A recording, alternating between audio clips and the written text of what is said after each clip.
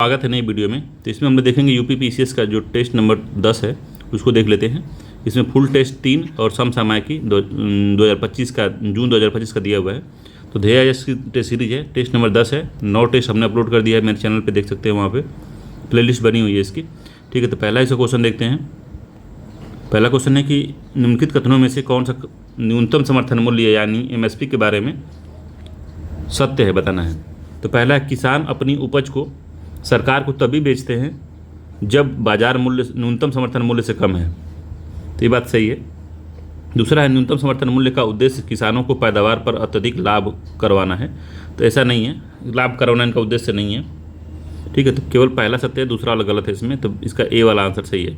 तो जो न्यूनतम समर्थन मूल्य है, अब मार्केट में मान लीजिए कि कोई गेहूँ चल रहा है 30 रुपये किलो और एमएसपी है 32 रुपये किलो। ठीक है, सरकार जब खरीदेगी 32 रुपये किलो पे, मार्केट में चल रहा 30 रुपये किलो, तो जनता क्या करेगी? किसान तभी सरकार को बेचेगी जब बाजार मूल्य कम हो और एमएसपी ज़्यादा हो। ठीक है, जब बाजार मूल्य 30 रुपये है और एमएसपी 32 रुपये है, तो बाजार मूल्य जो है एमएसपी से कम है, इस वजह से जनता जो है सरकार को बेचेगी। दूसरा का है कि न्यूनतम समर्थन मूल्य का जो उद्देश्य है, किसानों को पैदावार का न्यूनतम मूल्य उपलब्ध कराना है, न कि अत्यधिक लाभ कमाना। तो न्यूनतम मूल्य उनको मिल जाए कम से कम, ये मामला है पूरा उसका। ठीक है, लाभ कमाना उनका उद्देश्य नहीं है। दूसरा नंबर क्वेश्चन है कि कथन कारण वाला है, भारत में पर्यटन एवं होटल उद्योग के विकास का कार्य ITDC Indian tourism development corporation द्वारा किया जाता है। कारण है इसका कि यह एक अर्ध स्वायत्त निकाय है। तो पहला सही है, दूसरा ही सही है, दोनों ही सही है इसमें। मगर अब ये अर्ध स्वायत्त निकाय, इसका मतलब ये थोड़ी नहीं हो कि जो है कि भारत में पर्यटन एवं होटल उद्योग का विकास का कार्य जो है आईडीटीसी कराएगा। तो दोनों कथन सही है, मगर सही व्याख्या नहीं कर रहा है, बी आंसर सही है इसका। ठीक है, कथन दोनों ही सत्य है इसमें। अगला क्वेश्चन है 3 नंबर का कि कौन सा कथन असत्य है, बताना है। तो भारत में सतत विकास लक्ष्यों के कार्यान्वयन हेतु नीति आयोग एक नोडल संस्थान है। तो ये ठीक है, नीति आयोग जो है नोडल संस्थान है, बात सही है।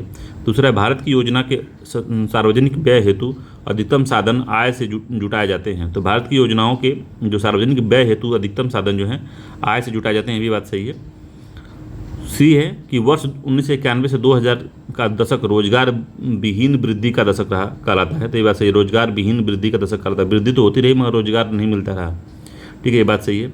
चतुर्थ पंचवर्षीय योजना निर्धारित अवधि से पूर्व समाप्त होने वाली पंचवर्षीय योजना है। तो चतुर्थ नहीं है ये। तो असत्य कथन पूछा है आपसे, तो कौन सा सत्य? तो डी वाला सत्य इसमें, ये नहीं है। तो जो पाँचवीं पंचवर्षीय योजना थी, 5वीं थी पंचवर्षीय योजना, वो निर्धारित अवधि से पूर्व समाप्त होने वाली पंचवर्षीय योजना है। इस योजना को समय से पूर्व समाप्त करके उसको जो है उसके स्थान पर 1978 से 1979 हेतु अनवरत योजना या रोलिंग प्लान लाया गया था। तो ये चौथा नहीं है, 5वां है, तो इसीलिए डी वाला गलत था। असत्य कथन पूछा था, इसीलिए डी वाला सही है। अगला है कि निम्नलिखित में से, चौथा नंबर क्वेश्चन है कि निम्नलिखित में से कौन सा एक स्थान कागज विनिर्माण उद्योग के लिए प्रसिद्ध नहीं है। तो कागज विनिर्माण उद्योग के लिए प्रसिद्ध नहीं है, कौन सा है वो? तो यमुनानगर हरियाणा है। यमुनानगर हरियाणा में कागज उद्योग का निर्माण होता है, बात सही है। गुवाहाटी असम में भी कागज निर्माण होता है और बल्लारपुर महाराष्ट्र में भी होता है। ये शाहाबाद बिहार में नहीं होता। डी आंसर इसका गड़बड़ है। ठीक है, शाहाबाद जो है बिहार में कागज उद्योग के लिए प्रसिद्ध नहीं है ये। 5वां नंबर क्वेश्चन है, निम्नलिखित कथनों में से किस एक को सामान्य कीमत स्तर के बढ़ने के साथ वर्णित किया जा सकता है? तो किस एक को सामान्य कीमत स्तर के बढ़ने के साथ वर्णित किया जाता है? तो मुद्रा का प्रसार, अवस्फीति, मुद्रा की क्रय शक्ति में वृद्धि, इनमें से कोई नहीं। तो किस एक को सामान्य कीमत स्तर के बढ़ने के साथ वर्णित किया जाता है? तो सामान्य कीमत जब बढ़ती है तो मुद्रा का जो क्रय शक्ति है वो गिर जाती है। ठीक है, तो मुद्रा का प्रसार होता है। ठीक है, ये आंसर सही है इसका कि मुद्रा का प्रसार, ये तो गलत हो जाएगा, अवस्फीति भी नहीं होगी, पहला ही सही होगा इसमें। ठीक है, तो मुद्रा प्रसार का तात्पर्य जो होता है कि अर्थव्यवस्था में मुद्रा की मात्रा में वृद्धि से है। ठीक है, मुद्रा प्रसार का मतलब है कि जो इनफ्लो है, जो मार्केट में इनफ्लो है मनी का, वो बढ़ गया है। उस बढ़ने की वजह से क्या होता है कि धीरे धीरे मुद्रा का प्रसार होता है। जब मार्केट में ज़्यादा मुद्रा हो जाती है तो क्या होता है, मुद्रा की वैल्यू गिर जाती है और महंगाई बढ़ जाती है। ठीक है, तो यही बात है इसमें, अर्थात मुद्रा की निश्चित मात्रा से पूर्व की अपेक्षा कम वस्तुओं तथा सेवाओं का क्रय किया जाता है। इसके परिणाम से जो है ज़्यादा मुद्रा होने की वजह से वो बढ़ जाता है। अगला है, मुद्रास्फीति बढ़ जाती है। अगला है, मर्ग, बुग्याल, प्यार निम्नलिखित में से किस से संबंधित हैं? तो मर्ग है, गुलमर्ग सुने होंगे, बुग्याल सुने होंगे, पयार सुने होंगे। तो ये लघु हिमालय की ढाल पर पाए जाने वाले घास के मैदान हैं। तो ये सही है, लघु हिमालय की ढाल पर पाए जाने वाले घास के मैदान ही हैं ये, मर्ग, बुग्याल और पयार। ठीक है, ये आंसर सही है इसका, बहुत इंपॉर्टेंट क्वेश्चन है, ये आंसर सही है इसका। ठीक है, ये लघु हिमालय की ढाल पर पाए जाने वाले घास के मैदान हैं।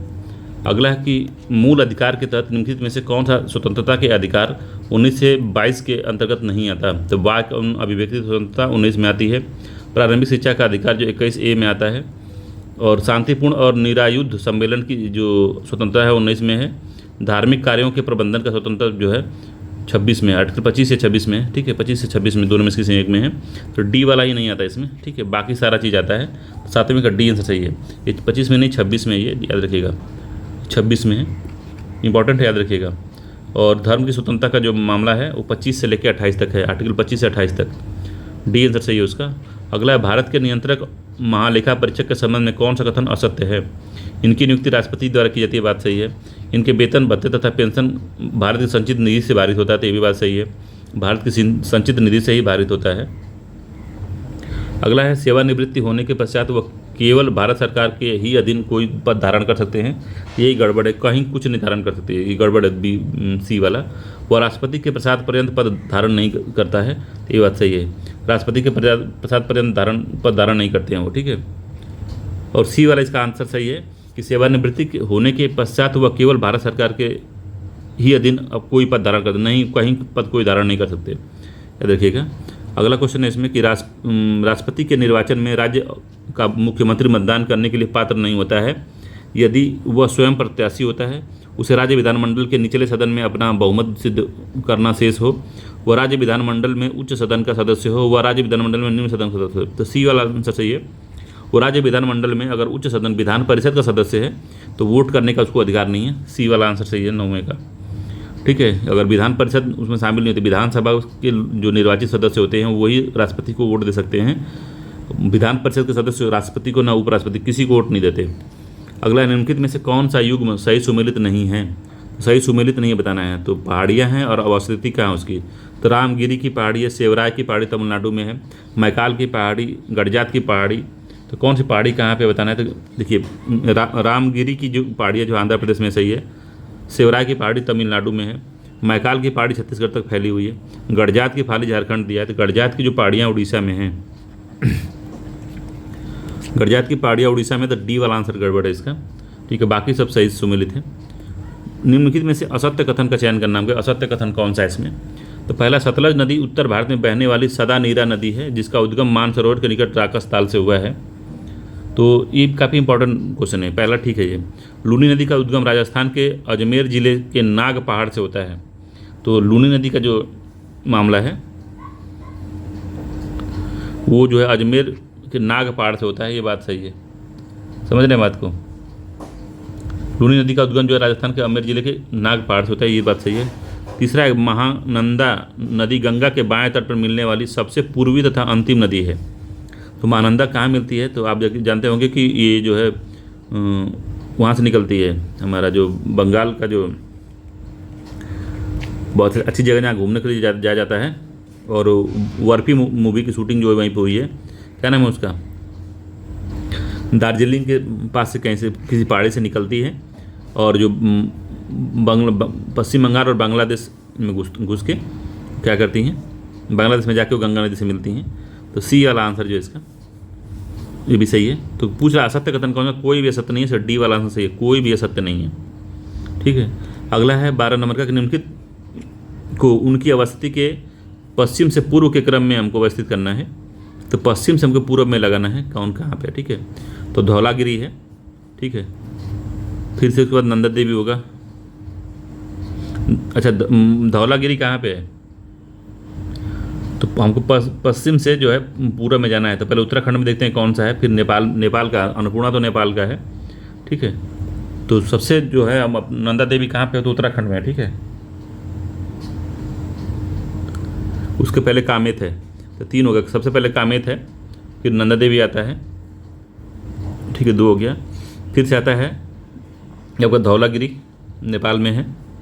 फिर उसके बाद अन्नपूर्णा सबसे बाद में है। तो 3 2 1 4 सही है इसका, 3 2 1 4।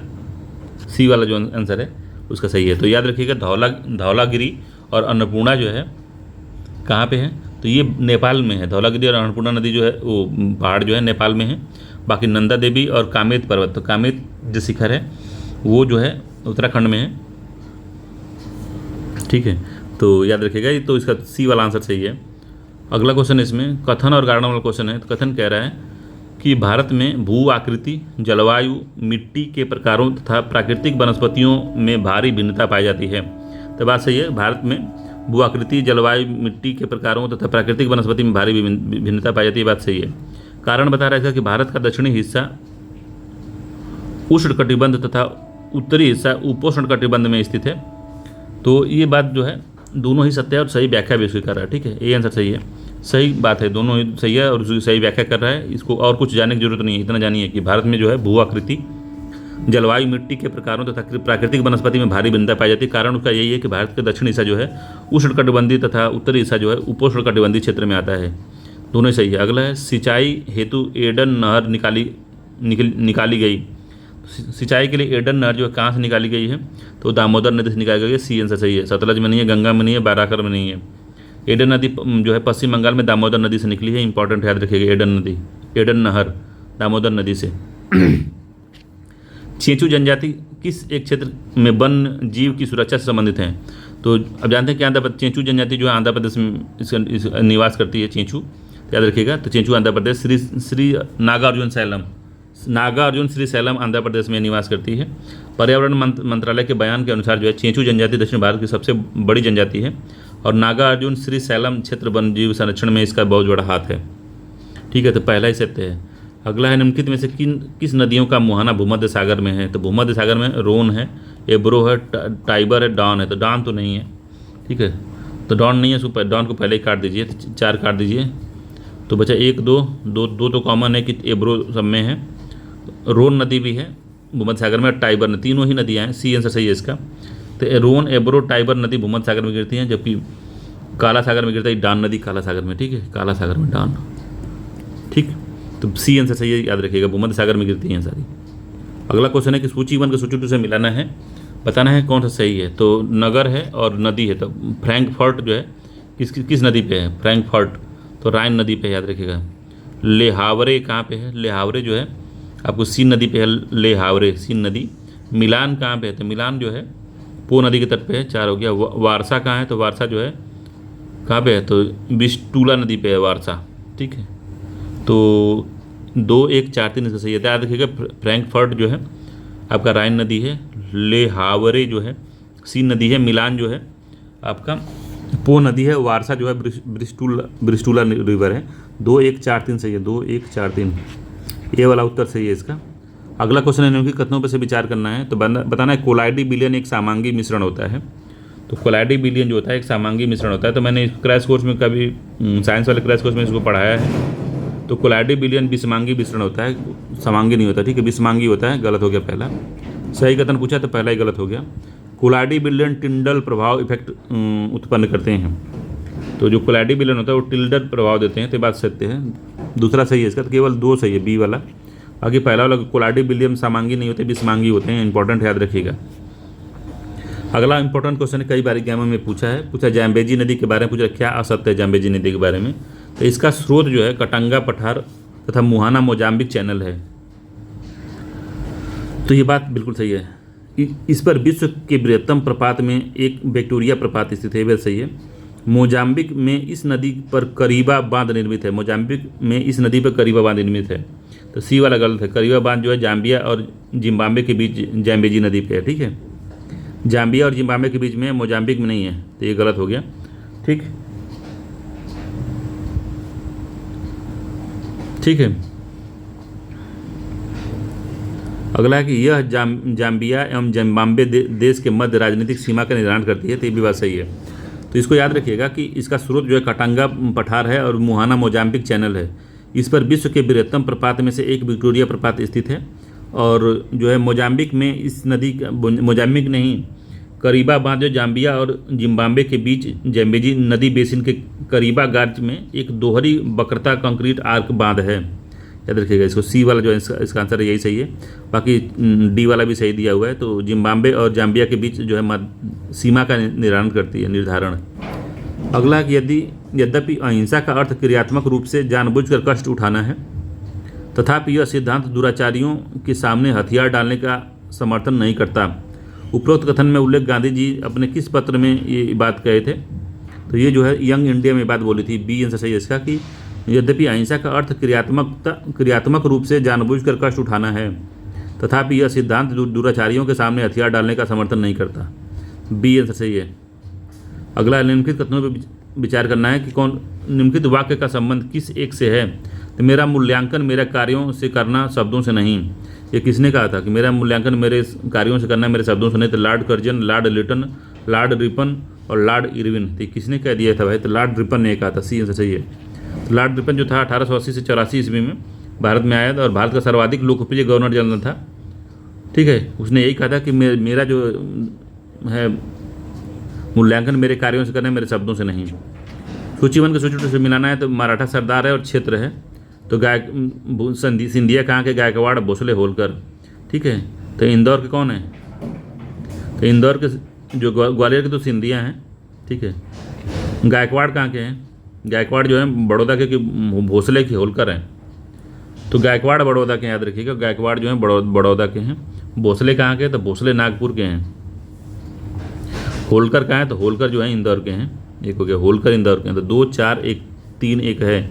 2 4 3 1 इसका बी वाला जो उत्तर है सही है। ये भी इंपॉर्टेंट है, मराठा सरदार थे ये लोग, इनका जो है ये अलग अलग है। अगला 1832 में दर्पण नामक साप्ताहिक पत्र का प्रकाशन आरंभ किया था। ज्योतिबा फुले ने किए थे, गोविंद हरि देशमुख द्वारा, बाल शास्त्री जाम्बेकर द्वारा, विष्णु शास्त्री पंडित द्वारा। तो कौन था ये? काफ़ी इंपॉर्टेंट है, कई बार इसको हम बताएं आपको। तो जो है बाल शास्त्री जाम्बेकर ने इसको दर्पण को स्टार्ट किया था। सी आंसर इसका सही है। ठीक है, 1832 में चालू किया था।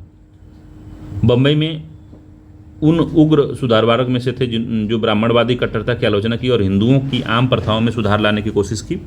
कौन? तो बाला शास्त्री जाम्बेकर द्वारा इन्होंने किया था। ठीक है, पूना संधि 1817 में निम्नलिखित में से किसका परिणाम थी? जो पूना संधि जो हुई थी वो किसका परिणाम थी? तो प्रथम आंग्ल मराठा नहीं था, द्वितीय आंग्ल नहीं था, तृतीय आंग्ल मराठा युद्ध था। सी आंसर सही है। तृतीय आंग्ल मराठा जो युद्ध था 1817 से लेकर 18 हुआ था, लॉर्ड हेस्टिंग के काल में हुआ था ये। इस युद्ध में जो पेशवा बाजीराव द्वितीय पराजित हुआ तथा उसने अंग्रेजों में पूना संधि कर ली, जिसके शर्तों के फलस्वरूप पेशवाई समाप्त कर दी गई। तो पेशवा समाप्त हो गए।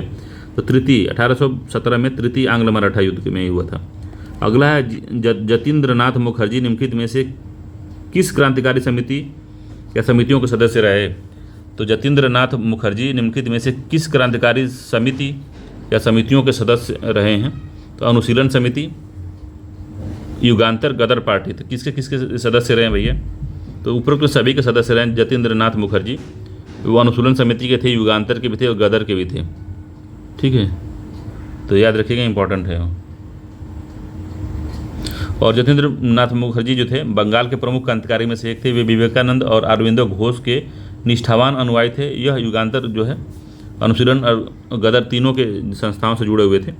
अगला निम्नलिखित में से कालानुक्रम में व्यवस्थित करना है। तो बीजापुर का युद्ध हुआ, जजाऊ का युद्ध हुआ, ब्लैक होल की घटना हुई। तो ब्लैक होल की घटना जो है 20 जून 1756 में हुई। ठीक है, बीजापुर का जो युद्ध हुआ था 1709 में हुआ था। 1709 में बीजापुर का युद्ध हुआ, 1709 में। और जजायू का युद्ध कब हुआ? जजायू का युद्ध 18 जून 1707 में हुआ।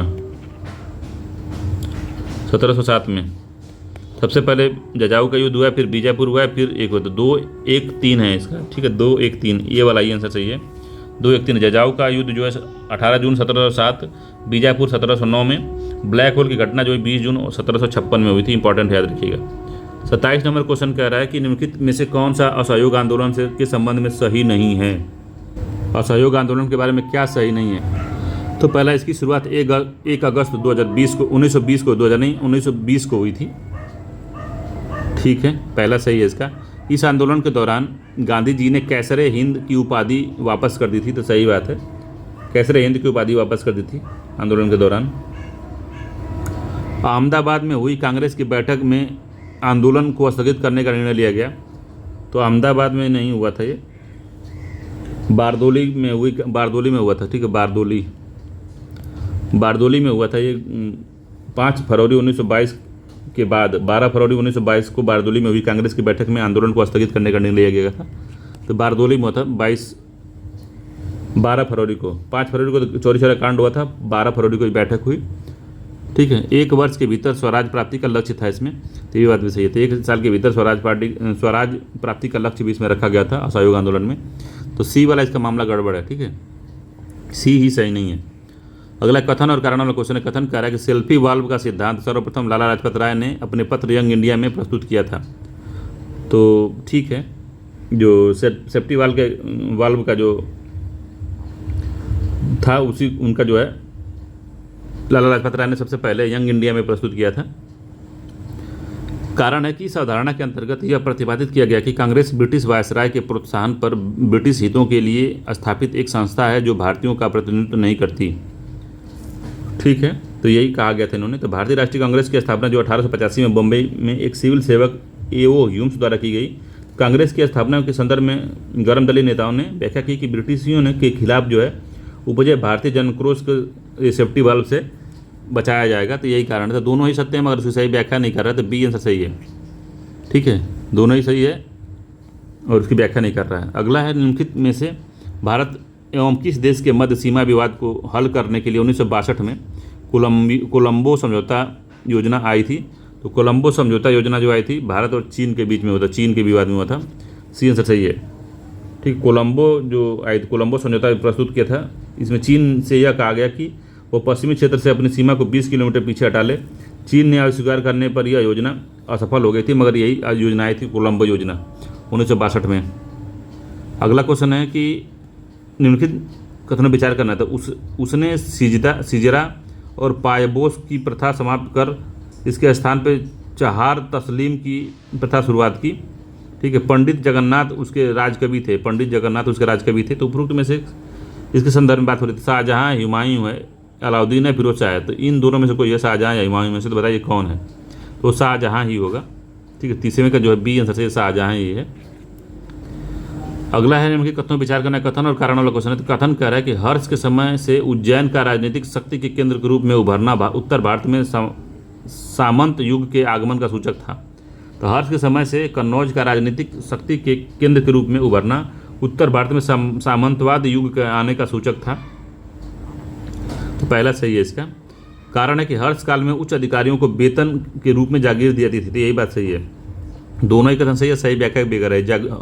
हर्ष में जो उच्च अधिकारी थे उनको जो है वेतन के बदले जागीर दी जाती थी, खेती जाती थी, खेत, और उनको एरिया दिया जाता था कि आप इस एरिया से लगान लेके अपना जो अधिकारी हैं तो जो आपका खर्चा बचाता है उसे चलाइए, अपना सैलरी उसी से निकालिए, ठीक है। मगर वो लोग क्या किए, धीरे धीरे बहुत बड़े जमींदार के मालिक हो गए। और जो जैसे सेंट्रलाइज पावर कमज़ोर होती है तो ये सत्ताएँ उभर के ऊपर उठती हैं। तो इसीलिए कन्नौज जो था, यहाँ से जो भी उच्च अधिकारी रहा होगा वो धीरे धीरे कन्नौज को आज़ाद करने की कोशिश करेगा। 32वां क्वेश्चन कह रहा है कि अब कथन कारण वाला। तो कथन कह रहा है कि अकबर के रूढ़िवादी इस्लामिक सिद्धांत के स्थान पर सुलह कुल की नीति अपनाई थी। तो ये बात सही है। कारण था कि अकबर राजतंत्र को धर्म एवं संप्रदाय से ऊपर मानता था। तो दोनों ही कथन सही है, इसका ए वाला आंसर सही है, दोनों ही कथन सही कह रहा है। जो अकबर तो था धर्म एवं संप्रदाय से ऊपर किसको मानता था, तो राजतंत्र को मानता था। तो 32वें का पहला वाला इसका सही है कि दोनों सत्य है, वो सही व्याख्या भी कर रहा है। अगला क्वेश्चन इसमें है कि ब्रिटिश संस्थाएं और संस्थापक है कौन सा सुमेलित नहीं है, बताना है हमको, ठीक है। तो पहला ब्रिटिश इंडिया एसोसिएशन की स्थापना किसने की थी, तो ब्रिटिश इंडिया एसोसिएशन की स्थापना राधाकांत देव ने की थी, ये बात सही है। लंदन इंडियन सोसाइटी दादा भाई नौरोजी ने बनाई थी। ईस्ट इंडिया एसोसिएशन जो सुरेंद्र नाथ बनर्जी थे, ईस्ट इंडिया एसोसिएशन के संस्थापक दादा भाई नौरोजी थे, दादा भाई थे। तो गलत हो गया, सी वाला ही इसका सही सुमेलित नहीं, बाकी सब सही है। तो लंदन इंडिया सोसाइटी दादा भाई नौरोजी ने बनाया था और ईस्ट इंडिया एसोसिएशन भी दादा भाई नौरोजी ने ही बनाया था। लंदन इंडिया कमेटी जो है पुरुषोत्तम मुदलियार ने बनाया था, लंदन इंडियन कमेटी पुरुषोत्तम मुदलियार ने बनाया था, सी आंसर सही है। अगला है संसद के पूछे गए प्रश्न एवं विशेष रंग की सूची पर छपे होते हैं ताकि वे एक दूसरे से भिन्न दिखाई पड़ें। ये निम्न में से कौन सा सुमेलित है? तो तारांकित जो प्रश्न होते हैं जिसमें आप जो है सवाल जवाब कर सकते हैं और पूरा क्वेश्चन में पूछ सकते हैं, तारांकित क्वेश्चन वही होते हैं। तो वो जो होते हैं हरे रंग से लिखे होते हैं, 2 हो गया। तारांकित क्वेश्चन हरे रंग से होते हैं। अतारांकित जो होते हैं जिनमें बस आप एक बार क्वेश्चन पूछ सकते हैं, तर्क नहीं लगा सकते, पूरा क्वेश्चन नहीं पूछ सकते हैं, तो उसको किसे दिखाया जाता है? तो सफ़ेद रंग से दिखाया जाता है। अल्प सूचना का जो प्रश्न होता है वो हल्की गुलाबी रंग से लिखी होती है अल्प सूचना का। प्राइवेट सदस्यों के प्रश्न जो होते हैं वो पीले रंग के लिखे होते हैं। तो 2 4 3 1 है इसका, 2 4 3 1, 2 4 3 1 इसका जो है डी वाला आंसर सही है। इंपॉर्टेंट है, याद रखिएगा, ठीक है। तो प्राइवेट सदस्यों के जो प्रश्न होते हैं वो कैसे लिखे होते हैं? तो पीले रंग से। अल्प सूचना वाले पत्र हल्के गुलाबी रंग से। आंतरिक प्रश्न जो होते हैं ये अतारांकिक प्रश्न होते हैं सफ़ेद रंग से, और तारांकिक जो होते हैं पीले रंग से होते हैं, सॉरी हरे रंग से होते हैं। तारांकिक हरे रंग से। अगला है पीएच स्केल के संदर्भ में निम्न कथनों पर विचार करना है, बताना है कौन सा असत्य है। तो पीएच स्केल के बारे में बताना है क्या असत्य है इसमें। तो पहला, पीएच स्केल विलयन में उपस्थित हाइड्रोजन आयन की सांद्रता को दर्शाता है, तो बात सही है। दूसरा, हाइड्रोजन आयन की सांद्रता जितनी अधिक होती है पीएच उतना ही उच्च होता है। तो पीएच उतना ही कम होता है कि हाइड्रोजन आयन जितना ही रहेगा उतना वो जो वो है वो एसिडिक होता चला जाएगा, एसिडिक। हाइड्रोजन आयन की सांद्रता जितनी अधिक होती है पीएच उतना ही कम होगा, ठीक है। तो ये दूसरा वाला ऐसे गलत हो गया, यही सत्य है, बी आंसर इसका सही है, यही सत्य है। बाकी विलयन में OH माइनस की सांद्रता वृद्धि दर्शाता है कि क्षार की शक्ति बढ़ रही है, ठीक है। क्षार वृद्धि OH प्लस की सांद्रता में वृद्धि दिखाता है कि क्षार की शक्ति बढ़ रही है। सोडियम हाइड्रोक्साइड विलियम का पीएच लगभग 14 होता है। तो सोडियम हाइड्रोक्साइड विलियम का पीएच जो होता है 14 होता है, तो इसका बी वाला आंसर सही है। बाकी जो है 3 सही है, इसमें बी वाला गलत है। अगला है प्राकृतिक स्रोत है और अम्ल है, कौन सा सुमेलित नहीं बताना है। तो सिरका में पाया जाता है एसिटिक अम्ल। तो सिरका में कौन सा पाया जाता है भाई? तो सिरका में एसिटिक अम्ल सही है। टमाटर में टर्टरिक अम्ल दिया था, टमाटर में टर्टरिक नहीं ऑक्जेलिक अम्ल पाया जाता है, ऑक्जेलिक अम्ल जो होता है टमाटर में ऑक्जेलिक अम्ल पाया जाता है। टार्टरिक अम्ल इमली में पाई जाती है। नेटल का डंक जो है मैथेनाइक अम्ल पाया जाता है, तो ये भी सही है, ये गलत है। पहला सही है सिरका, नेटल का डंक जो है मैथेनाइल है। संतरा में सिट्रिक एसिड पाया जाता है, तो इसका बी आंसर सही है। टर्टरिक अम्ल नहीं ऑक्जेलिक अम्ल पाया जाता है टमाटर में। अगला क्वेश्चन है निम्नलिखित में से तिलहन में से किसमें सर्वाधिक अल्फा लिनोलेनिक अम्ल पाया जाता है। तो सबसे अधिक जो है अल्फा लिनोलेनिक अम्ल पाया जाता है सरसों में, अलसी में, मूंगफली में, कैनोला में। तो अलसी में पाया जाता है, बी आंसर सही है। तो अल्फा लिनोलेनिक अम्ल जो होता है ओमेगा 3 फैटी एसिड का नाम है, ठीक है, याद रखिएगा। ओमेगा 3 फैटी एसिड का जो नाम होता है वो एक तरह का लिनोलेनिक अम्ल होता है। अगला है निम्नलिखित कथनों पर विचार करना। तो आर्सेनिक युक्त जल के सेवन से कौन सी बीमारियां हो सकती है। तो ब्लैक फुट, हाइपर केराटोसिस, हम्पर्ड बैंक और नाक निक। तो कौन सी जो है बीमारियां हो सकती हैं आर्सेनिक युक्त जल पीने से। तो ब्लैक फुट हो सकता है और हाइपर केराटोसिस हो सकता है, तो ये सही है इसका। आर्सेनिक युक्त जल पीने से ब्लैक फुट और हाइपर केराटोसिस हो सकता है, ठीक है, ये आंसर ठीक है, याद रखिएगा। अगला 39 नंबर क्वेश्चन है कि हीरा तथा ग्रेफाइट के समान है। तो हीरा तथा ग्रेफाइट में समान क्या है। तो विद्युत चालकता, क्रिस्टल संरचना, घनत्व, परमाणु भार। तो क्या है। तो परमाणु भार समान है। हीरा और ग्रेफाइट का परमाणु भार जो होता है वो समान होता है, ठीक है। कार्बन के रूप हैं हीरा और ग्रेफाइट जो कार्बन के रूप हैं, इसका जो है परमाणु भार समान होता है, जबकि विद्युत चालकता, क्रिस्टल एवं संरचना, घनत्व भिन्न भिन्न होता है, ठीक है। अगला 40 नंबर क्वेश्चन कह रहा है निम्नलिखित कथनों में से कौन सा सही नहीं है। तो सही नहीं है बताना है। तो अमरबेल, किलनी, जू और लीच सरीखे जीव पौधों और जंतुओं को बिना मारे उनके पोषण प्राप्त करते हैं। तो अमरबेल, किलनी, जू आदि जो है जिस जीव पे रहते हैं उस जीव के बिना मारे उसका पोषण प्राप्त करते रहते हैं। तो पहला सही है। पूछ रहा है क्या सही नहीं बताना है। तो अगला है कि एक कोशिकीय जीव अपने संपूर्ण शरीर में भोजन ग्रहण का पोषण प्राप्त होता है, भोजन ग्रहण कर पोषण प्राप्त करते हैं, तो ऐसा गलत है, ठीक है। तो याद रखिएगा एक कोशिकीय जीव में भोजन संपूर्ण जो है सतह से लिया जा सकता है, जैसे अमीबा आदि जो है कुछ एक ऐसे एक कोशिकीय जीव हैं यह भोजन एक विशिष्ट स्थान से ही ग्रहण करते हैं, ठीक है, जैसे पैरामीशिया और युगलिना आदि में होता है, ठीक है। तो बी वाला गलत है इसमें कि एक कोशिकीय जीव अपने शरीर के भोजन ग्रहण का पोषण प्राप्त कर सकते हैं, तो नहीं कर सकते हैं। अगला है स्वपोषी जीव अकार्बनिक स्रोतों से कार्बन डाइऑक्साइड तथा जल के रूप में सरल पदार्थ प्राप्त करते हैं।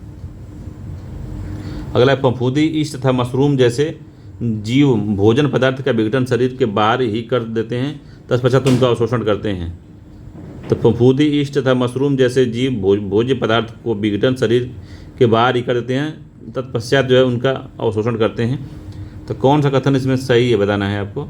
तो बी वाला इसका सही है कि, और बाकी जो है सही नहीं है। तो बी वाला सही नहीं है इसमें, बाकी पहला ए वाला सही है, सी वाला सही है और डी वाला, तीनों सही हैं, बस बी वाला सही नहीं है, ठीक है।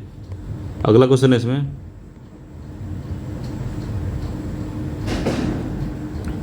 अगला कथन है इसमें, कथन कारण वाला क्वेश्चन है 41 नंबर का, कि किसी देश की आर्थिक समृद्धि की सर्वाधिक उपयुक्त माप प्रति व्यक्ति वास्तविक राष्ट्रीय आय है। तो आर्थिक समृद्धि का जो है माप जो पहला सही है इसका, ठीक है। कारण है कि राष्ट्रीय आय की प्रति व्यक्ति उपलब्धता को दर्शाता है। तो राष्ट्रीय आय जो है, राष्ट्रीय आय की प्रति व्यक्ति उपलब्धता दर्शाता है, ये भी वैसे दोनों ही कथन सही है, सही व्याख्या भी कर रहा है। ठीक, किसी देश की आर्थिक समृद्धि अगर देखना है तो प्रति व्यक्ति आय देखिए, ठीक है। तो 41वें का जो है ए आंसर सही है, सही व्याख्या भी कर रहा है। अगला क्वेश्चन है इसमें कि उस किसान को जिसके पास कुछ साधन तो हैं परंतु वे धनाढ्य नहीं हैं, कहते हैं क्या। उन किसानों को जिनके पास कुछ संसाधन तो हैं परंतु वे धनाढ्य नहीं हैं, उनको क्या कहते हैं बताइए। तो हार्स कैपिटलिस्ट, बुलक कैपिटलिस्ट, काऊ कैपिटलिस्ट और लायन कैपिटलिस्ट, तो उनको बुलक कैपिटलिस्ट कहते हैं, बी आंसर सही है। तो बुलक जो कैपिटलिस्ट होते हैं उन किसानों को कहा जाता है जो न तो भूमिहीन कृषि श्रमिक सीमांत किसानों के अंतर्गत आते हैं, न ही बहुत बड़े जमींदार या धनाढ्य किसानों के अंतर्गत आते हैं, उनको बुलक कैपिटलिस्ट कहते हैं। 43 निम्नलिखित योजनाओं को उनके प्रारंभ लॉन्च किए जाने की तिथि के कालानुक्रम में व्यवस्थित करना है। तो राष्ट्रीय ग्रीन हाइड्रोजन मिशन, तो राष्ट्रीय ग्रीन हाइड्रोजन मिशन जो है 23 में आया था, 4 जनवरी 2023 में राष्ट्रीय ग्रीन हाइड्रोजन मिशन आया था। प्रधानमंत्री विश्वकर्मा योजना आई थी 17 सितंबर 2023 को, ठीक है। अगला है मेरा युवा भारत, तो मेरा युवा भारत 15 नवंबर 2023 को। पीएम जनमन जो आई थी 15 नवंबर 2023, तो 1 जनवरी में आया था, 1 सितंबर में आया, 1 अक्टूबर में आया। तो अक्टूबर में क्या होना था भाई, अक्टूबर में मेरा युवा भारत जो है अक्टूबर आया था, 31 अक्टूबर 2023 को आया था, 31 अक्टूबर 2023 सितंबर था। और पीएम जनमन जो है 15 नवंबर 2023 को आया था, नवंबर 2023, ठीक है। तो 1, 2, 3, 4 सही लाइन में लगे भी हैं, तो इसका डी वाला जो आंसर है सही है। राष्ट्रीय ग्रीन हाइड्रोजन मिशन की शुरुआत 4 जनवरी 2023, प्रधानमंत्री विश्वकर्मा योजना 17 सितंबर 2023, मेरा युवा भारत 31 अक्टूबर 2023, पीएम जनमन जो है 15 नवंबर 2023 को लॉन्च हुआ था। अगला बुक्सा जनजाति के बारे में बताना है क्या सही। तो उत्तर प्रदेश के बिजनौर जिले में निवास करती है बुक्सा जनजाति। तो बुक्सा जनजाति जो है उत्तर प्रदेश के बिजनौर जिले में निवास करती है, बात सत्य है। किरात वंश के हैं, ये संबंधित हैं। तो ये जो हैं किस वंश से संबंधित हैं, तो थारू जनजाति जो है किरात वंश से हैं। थारू जो है किरात वंश संबंधित है, गलत हो गया। हिंदी भाषा बोलते हैं, ठीक है, हिंदी भाषा ये बोलते हैं बुक्सा जनजाति। मुख्य भोजन मछली और चावल है, तो मुख्य इनका जो भोजन है मछली चावल है, ठीक है। तो केवल 3 सही है इसमें, सी वाला आंसर सही है, केवल 3 सही है। मगर किरात वंश का ये नहीं है, किरात वंश की जो जनजातियाँ हैं वो थारू जनजाति हैं, किरात वंश की थारू। अगला क्वेश्चन है 45 नंबर का, कथन कारण वाला है। तो कथन कह रहा है कि उत्तर प्रदेश विधान परिषद की कुल 100 सदस्य हैं। तो उत्तर प्रदेश विधान परिषद में कुल 100 सदस्य हैं, ये बात सही है। कारण है कि विधान परिषद की अधिकतम सदस्य संख्या उस राज्य की विधानसभा की संख्या का 1/3 न्यूनतम 60 निश्चित है। तो नहीं, गलत है, न्यूनतम जो है न्यूनतम 40 निश्चित है, ठीक है, न्यूनतम 40 निश्चित है, ये गलत हो गया दूसरा। तो ए सही है, आर गलत है, तो सी आंसर सही है, ए सही है, आर गलत है। अगला निम्नलिखित घटनाओं में को उनके कूट की सहायता से सही क्रम में लिखना है। तो वर्नाकुलर जो प्रेस एक्ट आया था, वर्नाकुलर प्रेस एक्ट कब आया था? तो वर्नाकुलर प्रेस एक्ट 1878 में आया था, ठीक है। प्रथम बार जो दिल्ली दरबार लगा था, प्रथम दिल्ली दरबार 1877 में लगा था। राजा की उपाधि अधिनियम कब आया था? राज उपाधि अधिनियम, तो राज उपाधि अधिनियम 1876 में आया, ठीक है।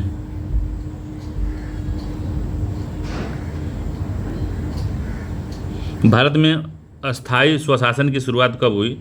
तो भारत में अस्थाई स्वशासन की शुरुआत 1882 में हुई थी, ठीक है। तो 78 हुआ, 77 हुआ, 76 हुआ।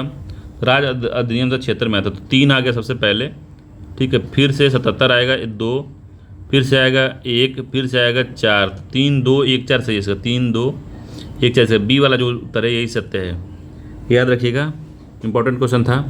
तो वर्नाकुलर प्रेस एक्ट 1878, ठीक है। प्रथम बार दिल्ली दरबार 1877, राज उपाधि अधिनियम जो है 1876, और भारत में स्वशासन की शुरुआत 1882, ठीक है। तो ये है बी वाला सही था इसका। अगला है बंगाल विभाजन के से संबंध में निम्नलिखित में से कौन सा सही नहीं है? बंगाल विभाजन के समय बंगाल का लेफ्टिनेंट गवर्नर लॉर्ड कर्जन था, तो लेफ्टिनेंट गवर्नर नहीं था, बंगाल का गवर्नर ही था, पहला ही गलत है इसका। बाकी बंग भंग आंदोलन के समय ब्रिटेन की वस्तुओं के बहिष्कार का सुझाव सर्वप्रथम कृष्ण कुमार मित्र ने दिया था, तो कृष्ण कुमार मित्र ने दिया था, इंपॉर्टेंट क्वेश्चन है, कृष्ण कुमार मित्र ने ही ये बात कही थी, ठीक है। अगला है इसमें कि मद्रास में स्वदेशी आंदोलन का नेतृत्व तो चिदम्बरम पिल्ले ने किया था, तो सही है। इस आंदोलन में पहली बार महिला घर से निकल कर शामिल हुई थी, ये बात भी सही है। तो इसका जो है पहला गड़बड़ है, बाकी जो सब सही है, ठीक है। ए वाला गड़बड़ है। बंगाल विभाजन के समय बंगाल का लेफ्टिनेंट गवर्नर नहीं था, गवर्नर था वहाँ का। लेफ्टिनेंट गवर्नर जो था वो एंड्रूज फ्रेजर था, एंड्रूज फ्रेजर लेफ्टिनेंट गवर्नर था, इंपॉर्टेंट है, उस बात का याद रखिएगा। अगला है नील विद्रोह पर बताना है कि नील विद्रोह के संबंध में कौन सा कथन सही है। तो नील विद्रोह के बारे में कौन सा कथन सही है बताना है। तो पहला नील विद्रोह की शुरुआत बंगाल के नदिया जिले में हुई थी, तो सही है। इस विद्रोह का नेतृत्व तो दिगंबर विश्वास और विष्णु विश्वास ने किया है, तो ये बात सही है। यह विद्रोह 1859 से 60 में हुआ, ये भी सही है।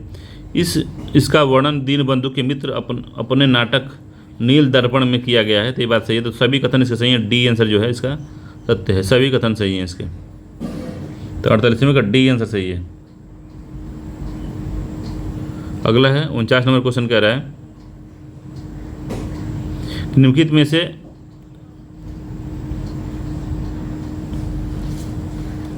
में से कौन सा एक गुणात्मक साख नियंत्रण के अंतर्गत नहीं आता। तो गुणात्मक साख के अंदर नहीं आता न्यूनतम सीमा का निर्धारण, नैतिक दबाव, खास साख मापदंड का निर्धारण, सीमांत अस्थायी सुविधा। तो डी है, सीमांत अस्थायी सुविधा इसमें नहीं आता, ठीक है, याद रखिएगा। तो मार्जिनल स्टैंडिंग फैसिलिटी जो है ये मात्रात्मक में आता है, गुणात्मक में नहीं आता। मात्रात्मक में न्यूनतम सीमा के निर्धारण, नैतिक दबाव, मॉरल सिचुएशन और साख मानदंड का निर्धारण, ये सब आता है। अगला है कि बंगाल विभाजन के विरोध में शोक दिवस कब मनाया गया था। तो मैंने बताया था कि अक्टूबर में शोक दिवस मनाया, सबसे लास्ट में जब हुआ था 16 अक्टूबर को, इस दिन जो है शोक दिवस मनाया गया था, सी आंसर सही है। कर्जन ने जुलाई 1905 में बंगाल विभाजन की घोषणा की। बंगाल के विरोध में 7 अगस्त 1907 को कलकत्ता के टाउन हाल में स्वदेशी आंदोलन की घोषणा की गई। बंगाल विभाजन 16 अक्टूबर 1905 को प्रभावी हुआ, इसी दिन जो है शोक दिवस के रूप में मनाया गया, ठीक है। तो 16 अक्टूबर 1905 को प्रभावी हुआ था। अगला है फ्लोरिडा जल संधि निम्न में से किसे जोड़ती है। तो फ्लोरिडा जल संधि जो है किसको जोड़ती है पूछ रहा है। तो फ्लोरिडा जोड़ती है किसको, तो मैक्सिको की खाड़ी और कैरिबियन सागर को, मैक्सिको की खाड़ी और अटलांटिक महासागर को। तो मैक्सिको की खाड़ी और अटलांटिक महासागर को फ्लोरिडा जल संधि जोड़ती है, याद रखिएगा, ठीक है। मोरक्को की खाड़ी एवं अटलांटिक महासागर को जोड़ने वाली जो है फ्लोरिडा का एवं क्यूबा को अलग करती है। जोड़ती किसको है, तो अटलांटिक सागर को और मैक्सिको खाड़ी को जोड़ती है, मगर फ्लोरिडा तथा क्यूबा को अलग करती है, याद रखिएगा। तो बी आंसर सही है इसका, 51 नंबर का बी आंसर सही है। अगला क्वेश्चन है बंगाल की खाड़ी में गिरने वाली नदियों का उत्तर से दक्षिण की ओर क्रम क्या है। तो उत्तर से दक्षिण निकालना, तो गोदावरी है, कृष्णा है, कावेरी है। तो गोदावरी, कृष्णा, कावेरी, पेन्नार, ठीक है। गोदावरी, कृष्णा, कावेरी, और पेन्नार। गोदावरी, कृष्णा, पेन्नार, कावेरी। सी वाला आंसर सही है। गोदावरी सबसे पहले, फिर कृष्णा है, फिर पेन्नार है, फिर कावेरी है। ठीक है, गोदावरी, कृष्णा, पेन्नार, कावेरी। तो पेन्नार के बाद कावेरी आती है, याद रखिएगा। सी आंसर सही है।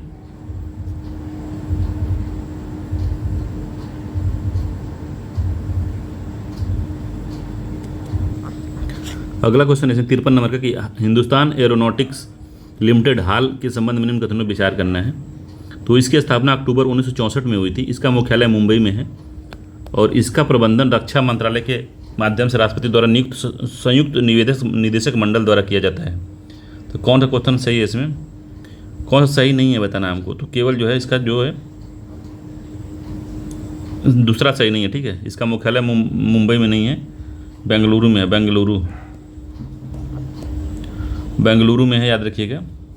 इसका प्रबंधन भारत सरकार के रक्षा मंत्रालय के माध्यम से राष्ट्रपति द्वारा नियुक्त संयुक्त निदेशक मंडल द्वारा किया जाता है। हाल का 1 अक्टूबर 1964 को इसकी स्थापना हुई थी। इंपॉर्टेंट है, याद रखिएगा। 54 नंबर क्वेश्चन कहता है कि निम्नलिखित में से किस केस में उच्चतम न्यायालय ने कहा कि 9वीं अनुसूची में सम्मिलित विधियों को न्यायिक समीक्षा से उन्मुक्ति नहीं प्राप्त होगी। तो केशवानंद भारती केस में, AR कोहोलो बनाम तमिलनाडु केस में, AK गोपालन बना मद्रास राज्य केस में, मेघा गांधी बनाम भारत संघ केस में। तो ये के हो तो AIR को एल हो बनाम तमिलनाडु केस में। ठीक है, B आंसर सही है इसका। इसी में कहा था, तो इसमें राज्य केस में जो उच्चतम न्यायालय ने निर्णय दिया था और कहा था कि 9वीं अनुसूची में सम्मिलित विधियां न्यायिक समीक्षा से उन्मुक्त नहीं है। न्यायालय ने कहा कि न्यायिक समीक्षा की संविधान की मूल विशेषता है और जो है किसी भी विधि को 9वीं अनुसूची के अंतर्गत अगर हम रखते हैं तो इसकी यह विशेषता समाप्त नहीं की जा सकती। न्यायालय में ने दिया निर्णय के अनुसार कि 24 अप्रैल 1973 जब केशवानंद भारती केस आया था, उसके पहले के जो है, मतलब उसके पहले के जो समय के जितने भी वो हैं, उसको जो है 9वीं अनुसूची में उसका जो है न्यायिक समीक्षा नहीं होगी। मगर 1973 के बाद, 24 अप्रैल 1973 के बाद जितनी भी 9वीं अनुसूची में सम्मिलित किया जाएगा उनको न्यायालय में चुनौती दी जा सकती है। तो न्यायालय ने निर्णय दिया कि 24 अप्रैल 1973 के बाद 9वीं अनुसूची में सम्मिलित विधियों को न्यायालय में चुनौती दी जा सकती है। 1973 के बाद पहले वाले का नहीं दिया जा सकता। ठीक है, निम्नलिखित में से कौन सा एक मंदिर वाराणसी में स्थित नहीं है। तो भारत माता मंदिर, विश्वनाथ मंदिर, महापरिनिर्वाण मंदिर, संकट मोचन मंदिर। तो कौन सा मंदिर नहीं है इसमें। ठीक है, तो भारत माता मंदिर कहाँ पे स्थित बताइए। वाराणसी में। विश्वनाथ मंदिर वाराणसी में है। संकट मोचन वाराणसी में है। महापरिनिर्वाण मंदिर कहाँ पे है भाई। तो ये जो है कुशीनगर में है, कुशीनगर। BC आंसर गड़बड़ है इसका। सूची 1 का सूची 2 से मिलाना है, बताना है क्या सही। तो लोकगीत है और क्षेत्र है। तो होरी खेले रघुबीरा अवध में। तो अब समझ लीजिए ये गाना जो है वो कौन सा क्षेत्र है, ब्रज क्षेत्र है कि बुंदेलखंड क्षेत्र है कि मिर्जापुर क्षेत्र पश्चिमी क्षेत्र है। तो होरी कहाँ होती है, तो ब्रज वाले क्षेत्र में होती है होरी। इस आज ब्रज में होरी दे सखिया वाला गाना जो है, तो आज ब्रज में होरी दे सखिया, तो होरी जो होती है वहाँ पे ईसूरी फाग कहाँ पे होता है भाई। तो ये बुंदेलखंड में होता है ईसूरी फाग। ढोला कहाँ का नृत्य है, तो ढोला पश्चिमी क्षेत्र का है। ठीक है, कजरी कहाँ का, तो कजरी मिर्जापुर का है। एक हो गया। ठीक है, तो कौन सा क्वेश्चन सही होगा इसका। तो 2 3 4 1 डी वाला सही है। 2 3 4 1 डी वाला आंसर जो है इसका बिल्कुल सही है। अगला क्वेश्चन है इसमें कि भारी जल को भारी कहा जाता है क्योंकि इसका क्या होता है। तो भारी जल को भारी क्यों कहा जाता है भाई। तो भारी जल को भारी क्यों कहा जाता है बताइए, इंपॉर्टेंट क्वेश्चन है। तो घनत्व तो साधारण जल से कम होता है नहीं, द्रव्यमान जो है साधारण जल से ज़्यादा होता है नहीं, घनत्व तो साधारण जल से अधिक होता है। सी आंसर सही है। जो इसका घनत्व है साधारण जल से अधिक होता है। तो ड्यूटेरियम जो होता है, ड्यूटेरियम के ऑक्साइड को भारी जल कहा जाता है। इसकी खोज जो है 1932 में यूरे तथा वासवर्न ने किया था। और अणुभार इसका जो होता है 20 होता है। और भारी जल को भारी इसलिए कहा जाता है क्योंकि इसका घनत्व जो है साधारण जल से अधिक होता है। अगला है निम्नलिखित कथनों पर विचार करना है, बताना है। सल्तनतकालीन आर्थिक शब्दावलियों के युग में कौन सा एक सुमेलित नहीं है। तो निरख ए फरमानी। तो निरख ए फरमानी जो है राज्य द्वारा घोषित मूल्य था। निरख ए फरमानी। हक ए दीवानी। तो हक ए दीवानी जो था राजकोषीय मांगी थी। ठीक है, महसूल जो था राज्य द्वारा निर्धारित पैदावार था। तो महसूल जो था भू राजस्व के अनुमान से संबंधित था। महसूल, ये गड़बड़ हो गया। महसूल जो था भू राजस्व अनुमान से संबंधित था। राज्य द्वारा निर्धारित पैदावार को वफ़ा ए फरमानी कहते थे। वफ़ा ए फरमानी जो था राज्य द्वारा निर्धारित पैदावार। फजाविल जो था राजस्व अधिशेष था, तो फजाविल जो था राजस्व अधिशेष था। एक फजाविल जो है वो कृषि ऋण भी था, मगर यहाँ राजस्व अधिशेष है, तो इसका सी आंसर गड़बड़ है कि महसूल जो है राज्य द्वारा निर्धारित पैदावार नहीं था।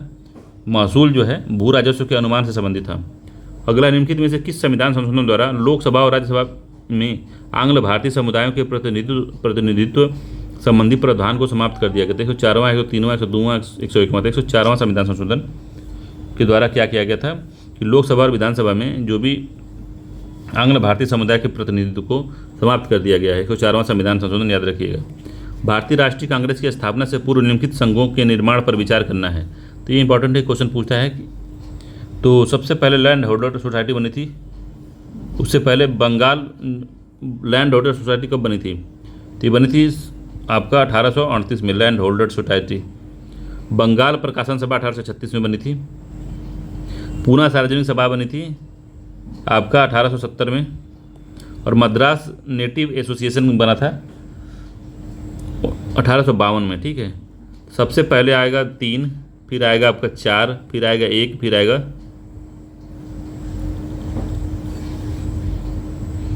मद्रास एसोसिएशन कब बना था? मद्रास एसोसिएशन 1852 में बना था। ठीक है, तो 3, 4, 1 और 2। ठीक है, 3, 4, 1, 2 सही है। 3, 4, 1, 2, 3, 4, 1, 2 डी वाला आंसर जो है इसे सही है। 3, 4, 1, 2 इंपॉर्टेंट याद रखिएगा। अगला क्वेश्चन है इसमें कि निम्नलिखित कथनों पर विचार करना है, बताना है। तो खार्किव शहर यूक्रेन के उत्तर पश्चिम भाग में स्थित है। तो खार्किव के बारे में बताना है, तो कहाँ पे स्थित है खार्किव? तो खार्किव जो है यूक्रेन के उत्तर पश्चिम भाग में है, तो गलत है। खार्किव शहर जो यूक्रेन के पूर्वोत्तर भाग में है, तो गलत हो गया। जर्मनी की सीमा यूक्रेन से नहीं मिलती, तो ये बात सही है। जर्मनी की सीमा जो है यूक्रेन से नहीं मिलती है। तो यूक्रेन से किसकी सीमा मिलती है? तो बेलारूस है, पोलैंड है, स्लोवाकिया है, हंगरी है, रोमानिया है, रूस है। ठीक है, ये जो है दूसरा सही है इसका, केवल बी ही सत्य है। सत्य कथन पूछा तो केवल बी सत्य है, बाकी सब गलत है। 62 नंबर क्वेश्चन कह रहा है कि कथन अभिकथन है इसमें कि सदन में किसी बैठक के लिए कोरम अध्यक्ष को छोड़कर कुल सदस्यों की संख्या का 10वां भाग होता है। पहला गलत है। सदन में किसी बैठक के लिए कोरम जो होता है अध्यक्ष को लेकर 10वां भाग होता है। ठीक है, अध्यक्ष को लेकर होता है, अध्यक्ष शामिल है उसमें, 1/10वां भाग, तो अध्यक्ष भी शामिल है उसमें, याद रखिएगा। ये गलत हो गया पहला। दूसरा है कि अध्यक्ष तथा तभी पीठासीन होता है जब कोरम पूर्ण हो जाता है। तो अध्यक्ष तभी पीठासीन होता है जब कोरम जो होता है पूर्ण हो जाता है, तो ये बात सही है। तो दूसरा सत्य है, पहला गलत है। तो ए गलत है, दूसरा सत्य, डी आंसर सही है। ठीक है, तो बैठक शुरू होने के पूर्व यदि कोरम पूरा नहीं है तो कोरम बेल बजाई जाती है। अध्यक्ष तभी पीठासीन होता है जब कोरम पूरा हो जाता है, याद रखिए। अगला कथन और कारण वाला क्वेश्चन है। तो कथन कह रहा है इसमें कि शरीर में कैलोरी की आवश्यकता गर्मियों की अपेक्षा सर्दियों में बढ़ जाती है। तो शरीर में कैलोरी की आवश्यकता गर्मी की अपेक्षा सर्दियों में बढ़ जाती है, बात बिल्कुल सही है। दूसरा, सर्दियों में मेटाबॉलिज्म अक्रिय हो जाता है। तो अक्रिय नहीं होता, कम हो जाता है। अक्रिय हो जाएगा तो काम ही खत्म हो जाएगा। ठीक है, तो सर्दियों में बढ़ जाता है क्योंकि सर्दियों में जो है शरीर का टेम्परेचर मेंटेन करने के लिए कैलोरी की आवश्यकता होती है। ठीक है, शरीर के ताप को बनाए रखने के लिए ज़रूरत होता है उसका, तो इसीलिए सी वाला गड़बड़ है इसका। सी वाला सही है, तो ए सही है, आर गलत है। अगला क्वेश्चन 64 नंबर का क्वेश्चन कह रहा है कि पृथ्वी की एक परत पर मेंटल का विस्तार है। तो पृथ्वी की एक परत मेंटल का विस्तार है कहाँ? तो मोहा सभ्यता से 700 किलोमीटर की गहराई तक, लेह मैन के बाद 2900 की गहराई पे, मोहो के से 2900 किलोमीटर की गहराई तक, रेपटी के से 2900 की गहराई पर। तो याद रखिए इसको। तो मोहो, इसके बारे में मैंने बताया है उसके क्रैश कोर्स में ज्योग्राफी के कि मोहो, लेमैन, रेपटी कहाँ कहाँ पे है। तो याद रखिए कि पृथ्वी का मेंटल का विस्तार जो है मोहो असभ्यता से 2900 किलोमीटर तक है। तो मेंटल क्रस्ट के नीचे पाई जाती है। ठीक है, मेंटल क्रस्ट के नीचे पाई जाती है, इसे सीमा परत भी कहते हैं। निचली क्रस्ट और ऊपरी मेंटल के मध्य एक असभ्यता पाई जाती है जिसे मोहो असभ्यता कहते हैं। तो मोहो असभ्यता जो है मेंटल का विस्तार पृथ्वी के नीचे मोहो असभ्यता से 2900 किलोमीटर गहराई पे है। तो मोहो के बाद यहाँ मोहो शुरू है, तो मोहो से लेके 2900 किलोमीटर तक क्या है? तो मेंटल है। ठीक है, तो सी वाला आंसर सही है। अगला है 2011 की जनगणना के अनुसार जनसंख्या की दृष्टि से उत्तर प्रदेश के निम्न जनपद का सही अवरोही क्रम क्या है? तो सही अवरोही क्रम बताना है आपको। तो डिसेंडिंग मतलब घटते हुए क्रम में बताना है कि कौन सा है, ठीक है। तो सबसे अधिक जो है कहाँ पे है? प्रयागराज में है, तो 4 हो गया, ठीक है। उसके बाद मुरादाबाद है, ठीक। फिर उसके बाद आता है गाजियाबाद, सॉरी प्रयागराज 2 है ना, प्रयागराज 2 होगा, ठीक है। फिर मुरादाबाद होगा, फिर होगा गाजियाबाद, फिर होगा लखनऊ। तो 2 1 4 3 सही है इसका, 2 1 4 3 इसका बी वाला जो आंसर है वही सही है, ठीक है।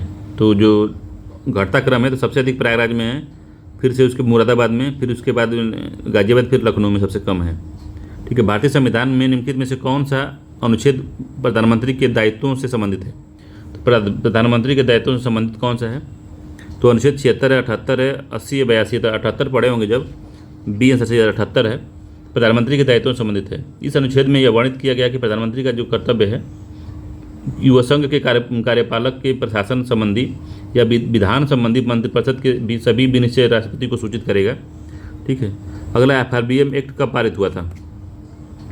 तो प्रभावी पूछ रहा है, कब पारित कब हुआ था, प्रभावी कब हुआ था ये? तो 15 जुलाई 2004 को, सॉरी 5 जुलाई 2004 को प्रभावी हो गया था। पूछे पास कब हुआ था? तो 2023 में पारित किया गया था, 2003 में पारित कर दिया गया था, मगर 2004 से लागू हुआ था, याद रखिएगा, इंपॉर्टेंट है, सी आंसर सही है। अगला है निम्नलिखित कथनों विचार करना है, उपरोक्त में से कौन सा सुमेलित है, कौन सा सही सुमेलित है? तो फिल्लाह जो मिस्र नील नदी घाटी का एक खेतिहर मजदूर है, फिल्लाह, ठीक है। ब्लैक फेलो क्या है? तो ऑस्ट्रेलियाई आदिवासी हैं ब्लैक फेलो। ओवरी जिन्स क्या है? तो ऑस्ट्रेलिया के मूल निवासी एबोरी जिन्स हैं, ठीक है। तो सभी सुमेलित है इसमें, डी आंसर सही, सभी सुमेलित है अपनी जगह पे। तो फिल्लाह जो है मिस्र का एक खेतिहर मजदूर होता है, ब्लैक फेलो ऑस्ट्रेलिया के आदिवासी हैं, और एबोरी जिन्स जो है ऑस्ट्रेलिया के मूल निवासी हैं। अगला क्वेश्चन है इसमें कि भारतीय संविधान की प्रस्तावना के संदर्भ में कौन सा कथन असत्य है? पहला, प्रस्तावना में 3 प्रकार के न्याय को परिकृत किया गया है। तो 3 प्रकार के न्याय इसको बताए थे हमने कि 3 प्रकार के न्याय है, सामाजिक, आर्थिक, राजनीतिक न्याय है। प्रस्तावना में 4 प्रकार की स्वतंत्रता की परिकल्पना की गई, तो 4 नहीं 5 प्रकार की स्वतंत्रता बात की गई है। प्रस्तावना में 5 प्रकार की स्वतंत्रता है, विचार, अभिव्यक्ति, विश्वास, धर्म और उपासना की। प्रस्तावना में 3 प्रकार के समता की परिकल्पना की गई, तो 3 प्रकार नहीं 2 प्रकार की, प्रतिष्ठा और अवसर की समानता। ये गलत हो गया, ये गलत हो गया, 2-3 इसके गलत हैं, तो असत्य पूछा है, बी आंसर सही है, 2-3 गलत हैं, केवल पहला ही सही है कि प्रस्तावना में 3 प्रकार के न्याय हैं, सोशल, इकोनॉमिक और पॉलिटिकल। 70 नंबर क्वेश्चन कह रहा है कि भारतीय निर्वाचन व्यवस्था में समानुपातिक प्रतिनिधित्व प्रणाली कहाँ कहाँ अपनाया जाता है? राष्ट्रपति के चुनाव में लगाया जाता है, विधान परिषद के चुनाव में होता है, विधानसभा का नहीं होता, लोकसभा में नहीं होता। तो 1 और 4 है, तो डी आंसर सही है, 1 और 4 में होता है, ठीक है। अनुपातिक प्रतिनिधित्व का चुनाव जो राष्ट्रपति, उपराष्ट्रपति, राज्यसभा के सदस्यों, विधान परिषद के सदस्यों के चुनाव में किया जाता है, ठीक है। लोकसभा और राज्यसभा में सर्वाधिक मत प्राप्त करने वाले प्रत्याशी को जीतते हैं। फर्स्ट पास्ट एंड कौन सा प्रणाली है? फर्स्ट पास्ट और पोस्ट प्रणाली क्या करके है, उसका नाम याद सही से नहीं आ रहा है, तो वही है इसका जो डी आंसर सही है। गरीबों के संदर्भ में गरीबी की गहनता को किसने स्पष्ट किया था? तो गरीबी की गहनता को किसने स्पष्ट किया था भाई? तो सुरेश तेंदुलकर ने नहीं किया था, रंगराजन ने नहीं किया था, AK सेन ने किया था, ठीक है, सी आंसर सही है। तो प्रोफेसर AK सेन ने अपने इकोनॉमिक एंड पॉलिटिकल वीकली 1973 में प्रकाशित पॉवर्टी, इनइक्वालिटी एंड अनएम्प्लॉयमेंट में गरीबी की वास्तविकता जानने के लिए गरीबी की गहनता विधि जो है, इंटेंसिटी ऑफ पॉवर्टी को विकसित किया था, तो उस AK सेन थे, ठीक है, सी आंसर सही है। अगला है NSO की स्थापना किन 2 संस्थाओं को मिलकर की गई है? तो NSSO और CSO को मिला के, ठीक है, तो 72वां का ये सही है। तो 23 मई 2019 को सरकार ने NSSO को केंद्रीय सांख्यिकी ऑफिस CSO के साथ मिलाकर नेशनल स्टैटिस्टिकल ऑफिस की स्थापना की है, नई संस्था बनाई, ठीक है, स्थापित किया था, याद रखिएगा। तो NSSO और केंद्रीय सांख्यिकी ऑफिस NSO को जोड़ के NSO बना दिया गया है।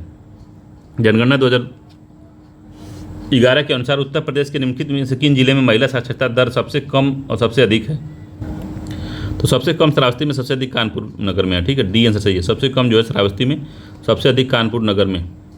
अगला क्वेश्चन इसमें कह रहा है कि 74 नंबर का कि उत्तर प्रदेश पेयजल परियोजना है तो Gomti barrage, Lavkush barrage, Gokul barrage, तो किन किन बैराजों से पेयजल योजनाएं भी सम्मिलित की गई हैं? तो सभी उपरोक्त में सभी जो है पेयजल योजनाएं हैं, ठीक है।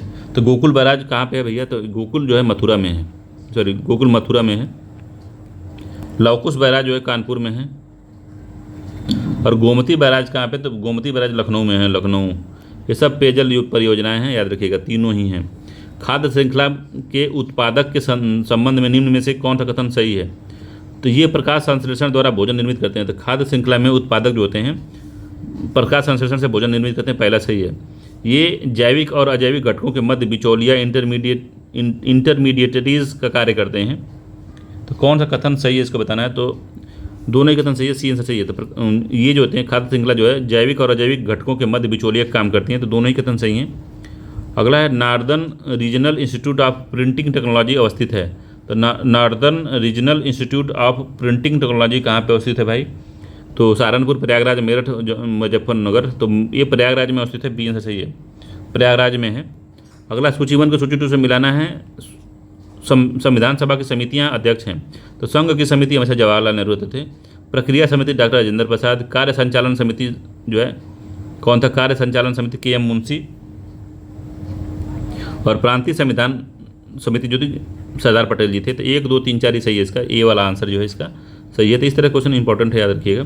अगला है राष्ट्रीय भारतीय संविधान के अनुच्छेद 371 ख में निम्न राज्यों में से किसके विशेष उपबंध किया गया? तो महाराष्ट्र, गुजरात का नहीं किया गया है, असम का किया गया, नागालैंड का किया है, मणिपुर का है। तो इन तीनों में से किसका है? नागालैंड है, क्या है बताइए।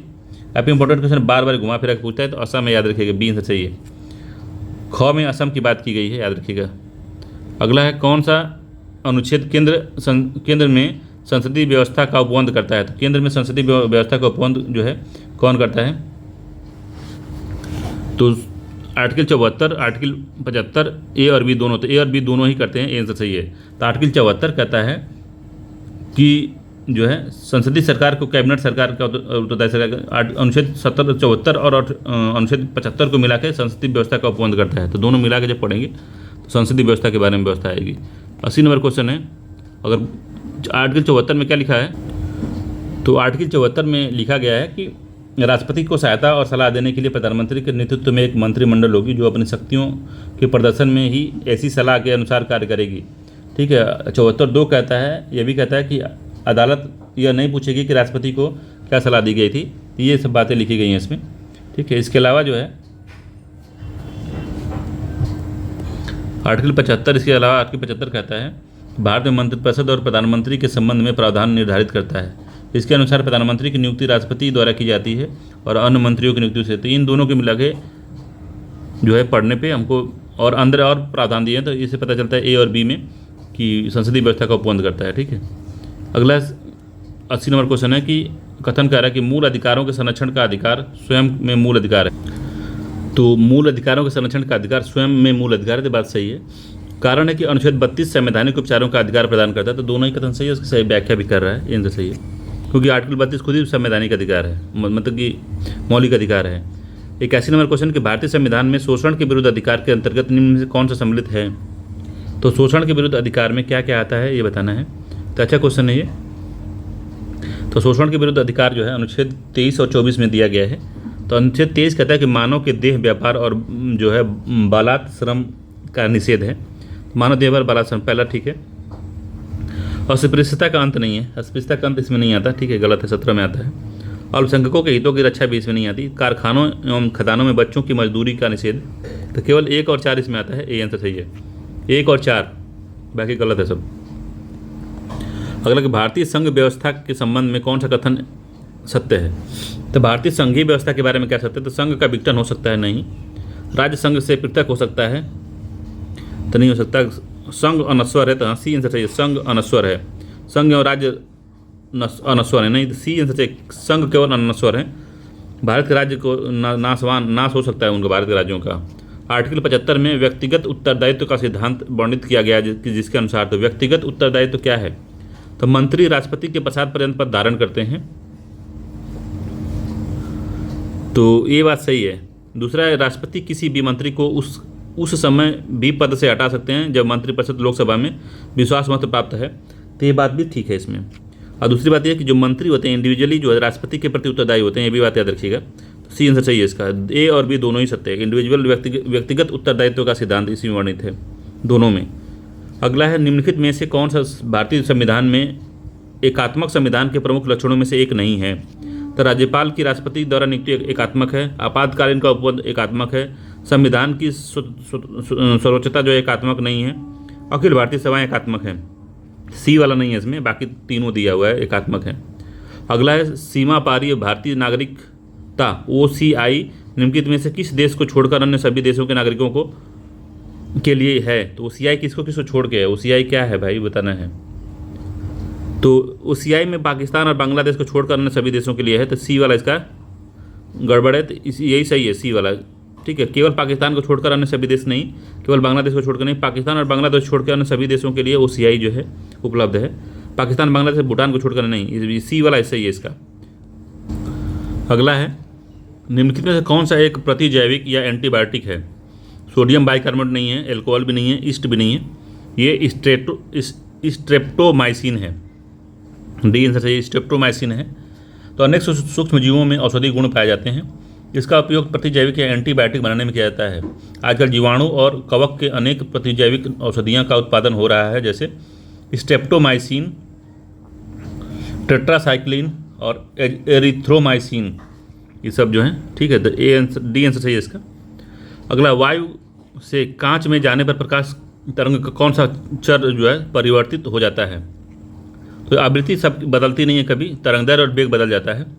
1-3 बदलता है, डी आंसर सही है, बाकी आवृत्ति नहीं बदलती है। तो 87वें का डी आंसर सही है। जब प्रकाश जो किसी एक माध्यम से दूसरे माध्यम में जाता है तो प्रकाश का वेग तरंगदैर्घ्य बदल जाता है, लेकिन उसकी आवृत्ति नहीं बदलती। ठीक है, आवृत्ति नहीं बदलती, याद रखिएगा।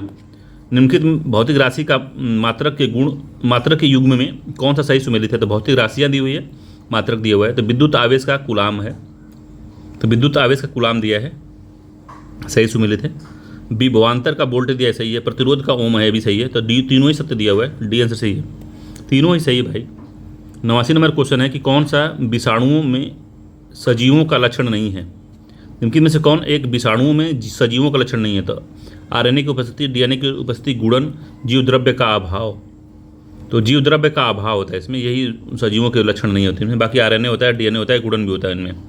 तो विषाणुओं अति सूक्ष्म अकोशिकीय एवं विशिष्ट न्यूक्लिक प्रोटीन कण हैं जो किसी जीवित परपोषी के अंदर रहकर प्रजनन करते हैं। ये सजीव निर्जीव के बीच के मध्य की कड़ी हैं। तो विषाणुओं में सजीवों के लक्षण में अनुवांशिक पदार्थ जैसे RNA, DNA उपस्थित होते हैं, गुणन होता है इनमें। विषाणुओं में निर्जीवों के लक्षण में जीवद्रव्य व कोशिकांगों का अभाव होता है, श्वसन उत्सर्जन का अभाव होता है। निर्जीवों के समान इनके भी क्रिस्टल बनाए जा सकते हैं। ठीक है, अगला है 90 नंबर क्वेश्चन है कि मस्तिष्क का कौन सा भाग अंतःस्रावी ग्रंथियों से स्रावित होने वाले हार्मोन को नियंत्रित करता है? तो कौन सा भाग है भाई अंतःस्रावी ग्रंथियों का होने वाले? हाइपोथैलेमस है, सेरिब्रम है, हाइपोथैलेमस है, मेंडुला ऑब्लिंगुएटा है, सेरिबेलम है। तो मस्तिष्क का कौन सा भाग है जो अंतःस्रावी ग्रंथियों से स्रावित होने वाले हार्मोन का नियंत्रण करता है? वो कौन है भाई? तो हाइपोथैलेमस है। ठीक है, हाइपोथैलेमस अग्र मस्तिष्क का भाग होता है। पिट्यूटरी जो पीयूष ग्रंथि से स्रावित होने वाले हार्मोन्स इनसे स्रावित होते हैं, अतः अंतःस्रावी ग्रंथियों से स्रावित होने वाले हार्मोन को नियंत्रित करता है। यही भूख, प्यास, ताप नियंत्रण, प्यार, घृणा आदि का केंद्र यही होता है, हाइपोथैलेमस। अगला निम्नलिखित कौन सी विद्युत चुंबकीय तरंग है? निम्नलिखित में से कौन सी विद्युत चुंबकीय तरंग है भाई? तो एक्सरे है, रेडियो तरंग है, और कौन है इसमें? प्रकाश तरंगे भी विद्युत चुंबकीय तरंगे। ध्वनि तरंग विद्युत चुंबकीय तरंग नहीं है, प्रकाश तरंगे हैं, एक्सरे है और रेडियो है। सी आंसर सही है, 2, 3, 4 सही इसमें। बाकी जो है ध्वनि जो है यांत्रिक तरंग है। यांत्रिक तरंगों के अतिरिक्त ऐसी तरंगें भी होती हैं जिनका संचरण के लिए माध्यम की आवश्यकता नहीं होती है।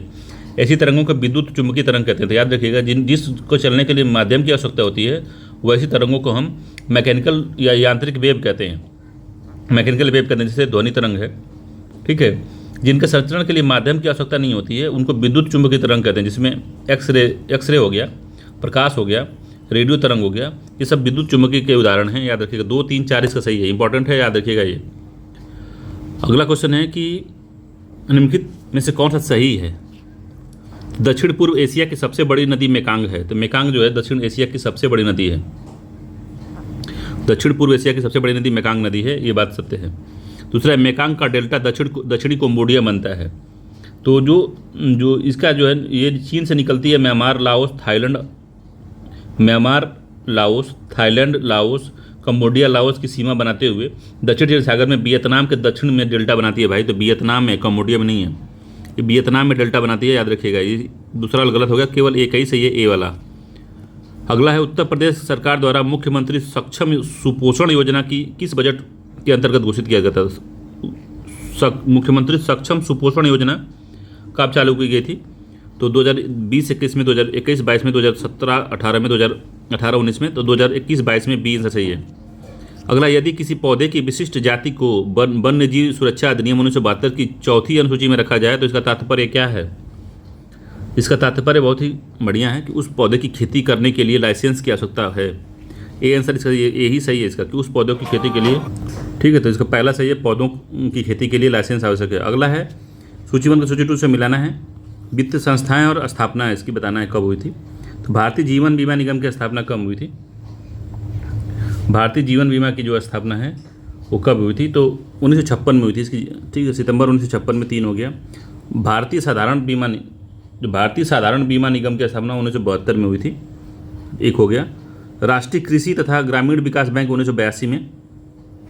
भारतीय निर्यात आयात बैंक 1956 में, 1982 में, किस में, 12 जुलाई 1985, मार्च, दोनों 82 2 बार दे दिया भाई, तो 82 थोड़ा समझिए, तो मार्च 1982 में जो हुआ था 2 हो गया। आयात निर्यात, ठीक है, आयात निर्यात पहले बना था, फिर से बना था राष्ट्रीय कृषि तथा ग्रामीण विकास बैंक, नाबार्ड बना था, तो ठीक है। 3142 सही है, 3142 बी वाला आंसर जो है इसका सत्य है, 3142 ठीक है। अगला है इसमें जनसंख्या 2011 की जनगणना के अनुसार भारत की कुल जनसंख्या 20 वर्ष और उससे अधिक आयु की लोगों का परसेंटेज है। तो 2011 की जनगणना के अनुसार भारत की कुल जनसंख्या जो 20 वर्ष और उससे अधिक आयु के लोगों की परसेंटेज कितना है, तो 58.8 है, 68.8 है, 61.05 है, 59.29 है, तो डी आंसर है 59.29 है, ठीक है, याद रखिएगा ये है। अगला क्वेश्चन है, नीचे दिए गए कथन कारण का क्वेश्चन है, बताना है। तो कथन कह रहा है इसमें कि पारिस्थितिकी तंत्र की स्थिरता पारिस्थितिकी निकेत की विविधता पर निर्भर करती है। तो पारिस्थितिकी तंत्र की जो स्थिरता होती है पारिस्थितिकी निकेत की विविधता पर निर्भर करती है, पहला सही है। कारण है कि पारिस्थितिकी निकेत की जितनी कम विविधता होगी ऊर्जा प्रवाह उतनी अधिक होगा, तो नहीं, पारिस्थितिकी निकेत की जितनी विविधता अधिक होगी ऊर्जा प्रवाह उतना ही अधिक होगा, तो अधिक होगा यहाँ पे, तो कम दिया इसलिए गलत हो गया ये, तो ए सही है, दूसरा वाला गलत है, सी वाला आंसर सही है, ए सही है, दूसरा वाला गलत है। अगला है 98वां क्वेश्चन है, झील है और स्थिति है। तो राजा का बांध, औंधी ताल, कुंद्रा समुंदर, दरवन झील, तो कौन कहाँ पे बताना है। तो राजा का बांध जो है सुल्तानपुर में है, औंधी ताल जो है वाराणसी में है, कुंद्रा समुद्र जो है कहाँ पे है भाई, तो कुंद्रा समुद्र उन्नाव में है, और दरबन झील कहाँ पे है, दरबन झील जो है फैजाबाद में है। 3 हो गया, 4 1 2 3 है इसका, 4 1 2 3 डी आंसर सही है, 4 1 2 3। अगला है दक्षिण ध्रुवीय प्रकाश तथा उत्तरी ध्रुवीय प्रकाश की परिघटना संपन्न होती है। तो ये पूछ रहा है आपको कि ऑरोरा ऑस्ट्रेलियासिस और ऑरोरा बोरेलिस जो होता है, ऑरोरा ऑस्ट्रेलियासिस और ऑरोरा बोरियोलिस, इसी के बारे में पूछ रहा है कहाँ होता है। तो बाह्य मंडल है, मध्य मंडल है, आयन मंडल है, समताप मंडल है, तो किस में होता है, तो आयन मंडल में होता है, ठीक है। आयनों का जब वो होता है, आयन मंडल का जो विस्तार 80 से 640 किलोमीटर ऊंचाई पे है, किमी ऊंचाई पे है, ठीक है। इस मंडल में विद्युत आवेशित कणों की अधिकता होती है और संचार इसी मंडल में स्थापित किए जाते हैं, जितने भी रेडियो संचार वगैरह हैं यहीं पे। इस मंडल में दक्षिणी ध्रुवीय प्रकाश और जो है इन्हीं की परिगणना जो है, दक्षिणी ध्रुवीय प्रकाश और उत्तरी ध्रुवीय प्रकाश की घटना इसी में होती है, तो सी आंसर इसका सही है। अगला क्वेश्चन है कि निम्नलिखित कथनों में से किन किन समितियों का संबंध गरीबी रेखा के आकलन से है। तो दत्त समिति, चलैया समिति लकड़ा वाला है, और चक्रवर्ती समिति किसकी है बताना है आप। तो पहला है कि लकड़ा वाला जो है इसमें समिति, यही जो है गरीबी आकलन से संबंधित है, गरीबी रेखा से, केवल 3 सही है, ए वाला। बाकी दत्त समिति जो है, ये जो है दत्त समिति औद्योगिक लाइसेंसिंग के लिए चलाई गई थी। चलैया जो समिति थी कर सुधार के लिए आई थी, और चक्रवर्ती समिति जो थी बैंकिंग सुधार के लिए आई थी। इसको याद रखिएगा। लकड़ा वाला समिति केवल जो है गरीबी रेखा से आकलन से संबंधित है। लकड़ा वाला केवल 3 सही है इसमें। अगला है कौन से अविश्वास प्रस्ताव के संबंध में सत्य है। तो अविश्वास प्रस्ताव के बारे में कौन सा कथन सही है बताना है। तो पहला, यह केवल लोकसभा की कार्यवाही से के साथ जुड़ा हुआ है, तो ये बात सही है। भारत के संविधान में अविश्वास प्रस्ताव का उल्लेख नहीं है, तो ये भी बात सही है। लोकसभा के कम से कम 50 सदस्यों द्वारा अविश्वास प्रस्ताव का अनुसमर्थन आवश्यक है, तो ये भी सही है। तीनों ही कथन सही, इसका डी आंसर सही है, तीनों ही सत्य हैं। अगला, निम्नलिखित में से कौन सा एक कथन उपनिषदों के संबंध में सत्य नहीं है। उपनिषदों के बारे में क्या सही नहीं है बताना है। इसको वेदांत कहा जाता है, ठीक है, वेदांत कहा जाता है। यह दर्शन पर आधारित पुस्तक है, तो हाँ है। इसमें प्रथम बार मोक्ष की चर्चा मिली थी, तो हाँ मिलती है। दिए, वर्ण शब्द का सर्वप्रथम उल्लेख उपनिषदों में मिलता है, तो वर्ण शब्द का सर्वप्रथम जो है उल्लेख ऋग्वेद में मिलता है, इस उपनिषद में नहीं, ऋग्वेद में है। डी गलत है इसका, तो डी आंसर सही है, यही सही नहीं है, बाकी सब सही है। अगला है कि निम्नलिखित में से किस आंदोलन को प्रारंभ करने समय महात्मा गांधी द्वारा अंग्रेजों के प्रति अपनी असंतोष को प्रकट करते हुए कहा है कि मैं रोटी मांगी थी, बदले में मुझे पत्थर मिला। तो किसको कहा था इन्होंने। तो असहयोग आंदोलन में नहीं, चंपारण में भी नहीं, सविनय अवज्ञा आंदोलन में कहा था। सी आंसर सही है, सविनय अवज्ञा आंदोलन में कहा था कि मैंने रोटी मांगी थी, मुझे पत्थर मिला, गांधी जी ने। अगला है इसमें कि विश्व की में सर्वाधिक वर्षा मासिनराम मेघालय में होती है। यह किस मानसून से वर्षा प्राप्त करता है। दक्षिण पश्चिमी मानसून, उत्तर पश्चिमी मानसून, दक्षिण पूर्वी विक्षोभ, उत्तर पूर्वी मानसून। दक्षिण पश्चिमी मानसून से करता है, ये आंसर सही है। दक्षिण पश्चिमी मानसून से ये प्राप्त करता है, बंगाल की खाड़ी वाली शाखा से। 2 शाखा है, एक अरब की सागर वाली शाखा जो है जो पश्चिमी घाट की तरफ बारिश करती है, और जो बंगाल की खाड़ी वाली शाखा है जो पूर्व की तरफ बारिश करती है, और नॉर्थ ईस्ट में काफ़ी ज़्यादा बारिश करती है, मेघालय वाले क्षेत्र में। अगला 105 नंबर का, निम्नलिखित में से कौन सी जनजातियाँ अंडमान निकोबार में निवास करती हैं। तो जारवा करती है, ठीक है, जारवा तो करती है, कार्बी भी करती है, जारवा, कार्बी नहीं है, मोमा भी नहीं, ओंग है। 1-3 इसमें ए आंसर सही है। तो जो है अंडमान निकोबार में जो निवास करने वाली जनजाति में सेंटलीज है, सोम्पो है, ठीक है, इसके अलावा जो है जारवा है, ओंगे है, ठीक है, तो ये है। कार्बी और मोम्बा नहीं है इसमें, तो 1-3 सही है, इसका ए वाला आंसर सही है।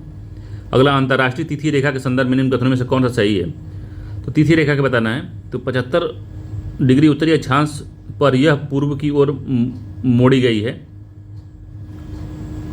तो क्या सही है। 75 डिग्री कहाँ से आ गया है। तो 180 डिग्री देशांतर रेखा को अंतर्राष्ट्रीय तिथि रेखा कहते हैं, ठीक है। दक्षिण प्रशांत महासागर में यह पश्चिम में मुड़ गई है, तो ठीक है। तो यह एक काल्पनिक रेखा है, ठीक है। और साइबेरिया को अलास्का से अलग करने के लिए 75 डिग्री उत्तरी अक्षांश पर यह पूर्व की ओर मोड़ी गई है, तो सही है। 75 डिग्री जो अक्षांश है पूर्व की तरफ मोड़ी गई, सही है। दक्षिण प्रशांत महासागर में यह पश्चिम की तरफ मुड़ी है, नहीं। दक्षिण पश्चिम बेरिंग सागर में यह पश्चिम की तरफ मुड़ी है, और जबकि दक्षिण प्रशांत में यह पूर्व की ओर मुड़ी हुई है, तो पूर्व की तरफ मुड़ी है, गलत है ये। तो केवल एक ही सही है कि 75 डिग्री उत्तरी अक्षांश पर यह पूर्व की ओर मुड़ी हुई है। तो 75 डिग्री जो अक्षांश है ये वाला, तो इस पर जो है ये पूर्व की तरफ मुड़ी है, ये बात सही है, पहला वाला। देशांतर 75 देशांतर नहीं है, ये अक्षांश है पहला, ठीक है। दूसरा गलत है, क्योंकि यहाँ पे पश्चिम की तरफ नहीं, पूर्व की तरफ मुड़ी है, पूर्व की तरफ मुड़ी है, तो ये आंसर सही है इसका। 107 नंबर क्वेश्चन कह रहा है कि कौन से आधार हैं कि जिन पर राष्ट्रपति पर महाभियोग चला जा सकता है। तो कौन कौन से आधार हैं भैया। तो संविधान का कदाचार नहीं, संविधान का अतिक्रमण, दूसरा है भारत की एकता, अखंडता और समर्थता।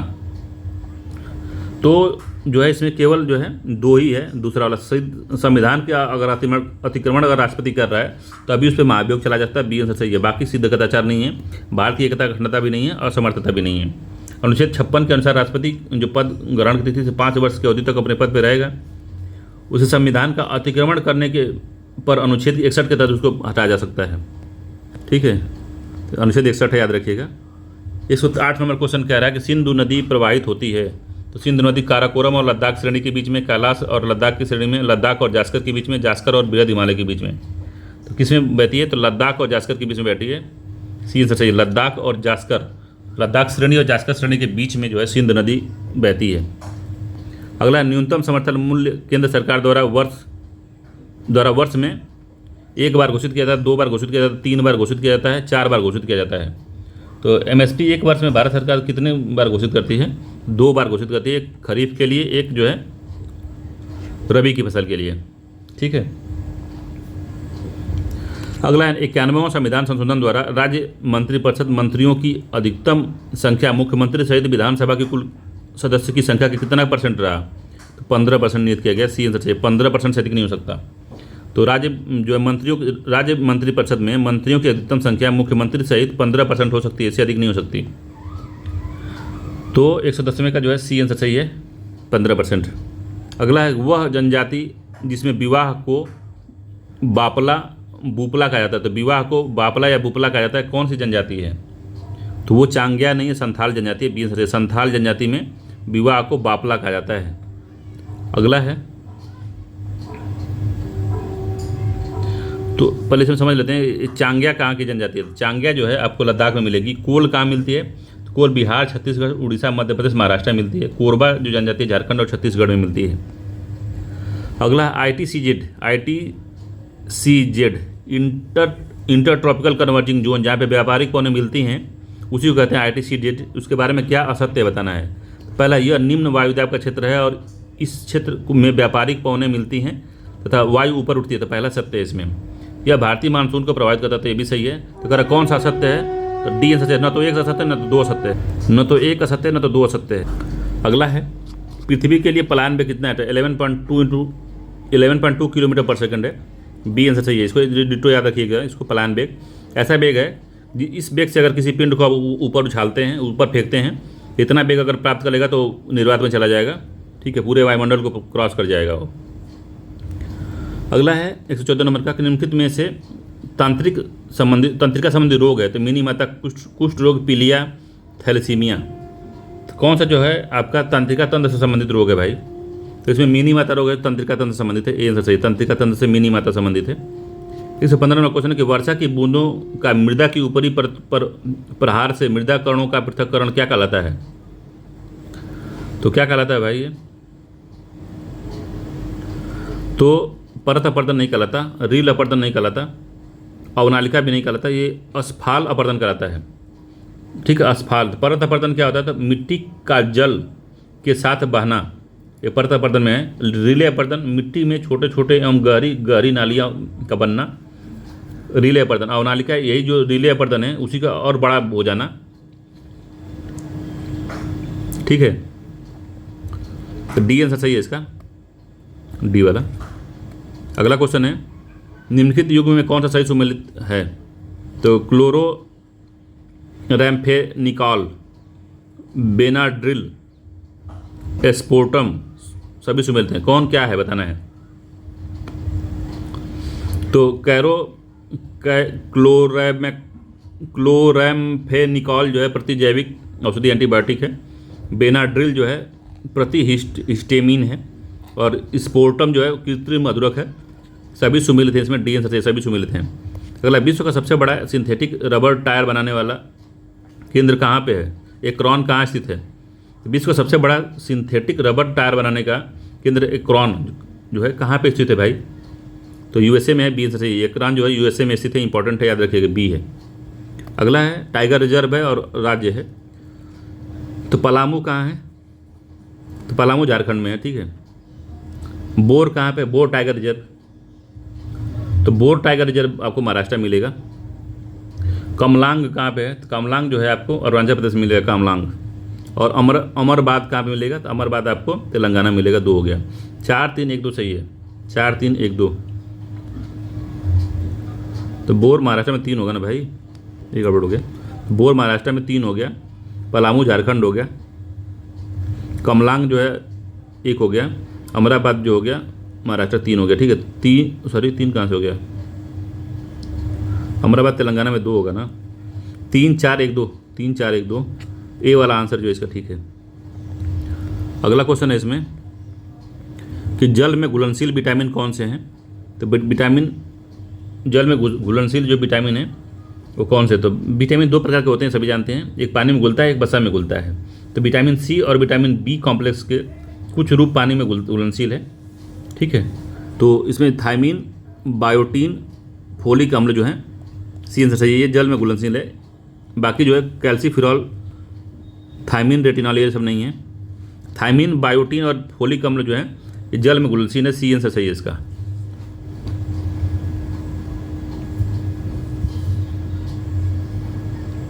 एक 120 नंबर क्वेश्चन कह रहा है कि निम्नलिखित संयोजक में से किस एक का विद्युत खर्च 1 यूनिट होगा। तो किसका जो है विद्युत जो यूनिट संख्या का निकालनी होती है, यूनिट संख्या निकालनी होती है, तो कैसे अब निकाला जाता है। तो इसको फॉर्मूला कई बार एग्जाम में पूछ जाता है। तो वाट इंटू घंटा, वाट कितने वाट का अगर बल्ब आप यूज कर रहे हैं इंटू घंटा बटे में 100, इसी को सॉल्व करना होता है। तो किसका 50 जब 50 1 यूनिट कब का किसका निकलेगा, तो जब 50 वाट का बिजली का बल्ब 10 घंटे चलता है तो 500 हो जाएगा बटे में 100, तो 5 आ जाएगा इसका। तो ये 100 वाट का बिजली का बल्ब 1 घंटे चलेगा, इसका आएगा सी वाला आंसर, इसका सही होगा। नहीं सी वाला करें, डी वाला सही होगा, डी 10 घंटे चलेगा ये। तो 10 ये होगा, नीचे क्या है 1000 से भाग देना होता है, ये 1000 होता है ये, ठीक है। तो ये डी वाला लेते हैं 100 वाट इंटू गुणते 10 बटे में 1000, 3 से 3 जीरो कट गया तो 1 आ गया, 1 यूनिट। अगर 100 वाट का बिजली का बल्ब 10 घंटे का जलता है तो 1 यूनिट बिजली खर्च हो जाती है। तो डी आंसर सही है। अगला है निम्न में से किस कण पर शून्य आवेश होता है। तो इलेक्ट्रॉन पे नहीं, पॉजिट्रॉन पे नहीं, न्यूट्रॉन पे नहीं, अल्फा पे नहीं, तो किस पे होता है भाई। तो न्यूट्रिनो पे होता है, न्यूट्रिनो पर 0 आवेश होता है, सी आंसर सही है। किसी व्यक्ति का भार भूमध्य रेखा पर अधिकतम होता है। तो नहीं, पृथ्वी की सतह पर सब जगह समान नहीं होगा, ध्रुवों पर अधिकतम होता है, ध्रुवों पर न्यूनतम होता है। तो सी आंसर सही है। ध्रुवों पर ग्रेविटेशन ज़्यादा लगता है तो ध्रुवों पर अधिक होता है, सी आंसर सही है इसका। 122वां का सी सही है। अगला है निम्नलिखित में से कौन सा घटना प्रकाश के अपवर्तन का उदाहरण नहीं है। तो प्रकाश के अपवर्तन का उदाहरण कौन सी घटना नहीं है भाई। तो तारों का टिमटिमाना अपवर्तन का है। पानी से भरे बर्तन में पड़ा एक सिक्के को जो अपने स्थान से उठा हुआ प्रतीत होता है, ये भी अपवर्तन कारण। जल में डूबी हुई छड़ को बाहर से देखने पर टेढ़ी हुई महसूस होती है, ये भी जो है अपवर्तन है। समुद्र का नीला होना, समुद्र का नीला होना अपवर्तन का सिद्धांत नहीं है, ठीक है। बैगनी व नीले रंग की तरंगदैर्घ्य जो सबसे कम होती है, यही कारण है कि इसका प्रकीर्णन अधिक होता है। तो प्रकीर्णन के कारण होता है, प्रकीर्णन,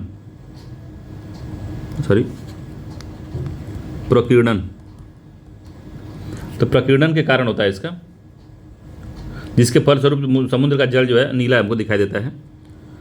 अगला क्वेश्चन है इसमें कि निम्नलिखित में से कौन सा सुमेलित नहीं है, बताना। सुमेलित नहीं है तो पंछी है, पंछी का ऑर्निथोलॉजी है, पंछी का जो है ऑर्निथोलॉजी है, ये सही है। वंशागति का है जेनेटिक्स, परजीवी का है एंटोमोनोलॉजी, जीवाश्म का है पेलियोबायोलॉजी। तो जीवाश्म का जो होता है पेलियोबायोलॉजी, ठीक है। परजीवी का क्या होता है भाई, परजीवी, तो परजीवी के लिए जो, तो एंटोमोनोलॉजी किसके लिए है, एंटोमोनोलॉजी किसके लिए है, तो कीटों के लिए, एंटोमोनोलॉजी कीटों के अध्ययन के लिए है, याद रखिएगा। तो इस सी वाला इससे गड़बड़ है। बाकी जीवाश्म के लिए पोलियोबायोलॉजी है, ठीक है। वंशन के जेनेटिक्स सही है। पंछी के लिए ऑर्निथोलॉजी, ठीक है। तो सी वाला गड़बड़ है, परजीवी के लिए नहीं है, एंटोमोनोलॉजी कीटों के अध्ययन के लिए है। अगला है 125 नंबर का कि दूध या दुग्ध उत्पादों में वसा की मात्रा को नियंत्रित किस यंत्र द्वारा मापा जाता है। तो लैक्टोमीटर द्वारा मापा जाता है, ठीक है, लैक्टोमीटर, ए आंसर सही है। अच्छा, वसा मापना है इसमें, तो ब्यूटीरोमीटर होता है, वसा नापता है। ये जो लैक्टिक एसिड मापना होता है लैक्टोमीटर होता है, ब्यूटीरोमीटर से नापा जाता है यार, ठीक है। दूध में वसा की मात्रा ब्यूटीरोमीटर से नापा जाता है, जबकि लैक्टोमीटर की सहायता से दूध का अपेक्षित घनत्व मापा जाता है। याद रखिए, शुद्धता मापी जाती है कि पानी मिलाया गया कि नहीं मिलाया गया, ठीक है, लैक्टोमीटर से। बाकी फैट अगर मापना है आपको तो ब्यूटीरोमीटर होता है वो, ठीक है। तो बी वाला सही है। अगला 126 नंबर क्वेश्चन है कि विटामिन के संबंध में कौन सा सही नहीं है। तो विटामिन के संबंध में क्या सही नहीं है बताना है भाई। तो विटामिन जटिल कार्बनिक यौगिक होते हैं, तो सही बात है। दूसरा, यह शरीर में उपापचयी क्रियाओं में उत्प्रेरक की क्रियात्मक क्रियाओं को नियंत्रित करते हैं, ठीक है। यह शरीर में उपापचयी क्रियाओं में उत्प्रेरक की क्रियाओं का नियंत्रण करते हैं, ठीक है। अधिकांश विटामिन मानव शरीर में संश्लेषित किए जाते हैं, तो ये गलत है। अधिकांश विटामिन मानव संश्लेषित नहीं, मानव शरीर में संश्लेषित नहीं होते, उनको बाहर से लेना पड़ता है हमको। विटामिन बी और सी जो है जल में विलय हैं, तो ये भी सही है। तो ये सी वाला इसका गलत है, यही सही नहीं है, बाकी सब सही हैं। इंपॉर्टेंट है, विटामिन के बारे में पूरा बढ़िया से दे दिया, याद रखिएगा, इंपॉर्टेंट है। अगला है एरिडोसोल मृदा। एरिडोसोल मृदा का विस्तार पाया जाता है कहाँ पे? तो एरिडोसोल मृदा जो होती है रेगिस्तानी प्रदेश में लवणी व क्षारीय मिट्टी होती है ये, ठीक है। तो यह जो है पहाड़ी क्षेत्र में नहीं, रेगिस्तानी क्षेत्रों में पाई जाती है। बी आंसर सही है इसका, रेगिस्तानी क्षेत्रों में पाई जाती है। अगला 128 नंबर का कि निम्नलिखित में से कौन पोरीफेरा वर्ग के अंतर्गत नहीं आता? तो पोरीफेरा वर्ग के अंदर कौन सा नहीं आता है? तो साइकॉन है, समुद्री एनीमोन है, यूप्लेक्टेला है, स्पांजिला है। तो कौन सा नहीं आता है? तो समुद्री एनीमोना जो है पेरिफोरा वर्ग में नहीं आता, ठीक है। जो समुद्री एनीमोना जो है इस सिलेटरेटा और फाइलम वर्गांतर्गत आता है, ठीक है, फाइलम। बी आंसर सही है इसका। अगला है ई अपशिष्ट प्रबंधन अधिनियम 2022 के अंतर्गत निम्न में से कौन सा शामिल नहीं किया गया है? तो ई अपशिष्ट में कौन सा नहीं शामिल है, यही बताना है आपको। तो इसमें जो है मोबाइल फ़ोन शामिल है, रेफ्रिजरेटर शामिल है, बैटरी अपशिष्ट नहीं शामिल है, इसमें माइक्रोवेव भी शामिल है। तो इसमें बैटरी अपशिष्ट शामिल है, इंपॉर्टेंट बात है, याद रखिएगा। इसमें बैटरी को शामिल नहीं किया गया है। बैटरी अपशिष्ट ई अपशिष्ट प्रबंधन नियम में शामिल नहीं है, इंपॉर्टेंट है, बैटरी अपशिष्ट नहीं शामिल है। अगला क्वेश्चन है कि भारत में स्थित सोनाटा क्षेत्र प्रकाश के ऊर्जा स्रोत का प्रमुख क्षेत्र है। तो भारत में स्थित जो सोनाटा क्षेत्र किस प्रकार के ऊर्जा का प्रमुख स्रोत है?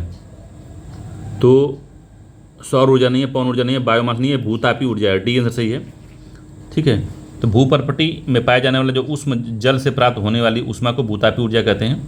भारत में हिमालयन खंबात की खाड़ी या खंबात बेसिन, पश्चिमी घाट, गोदावरी महानदी बेसिन, सोन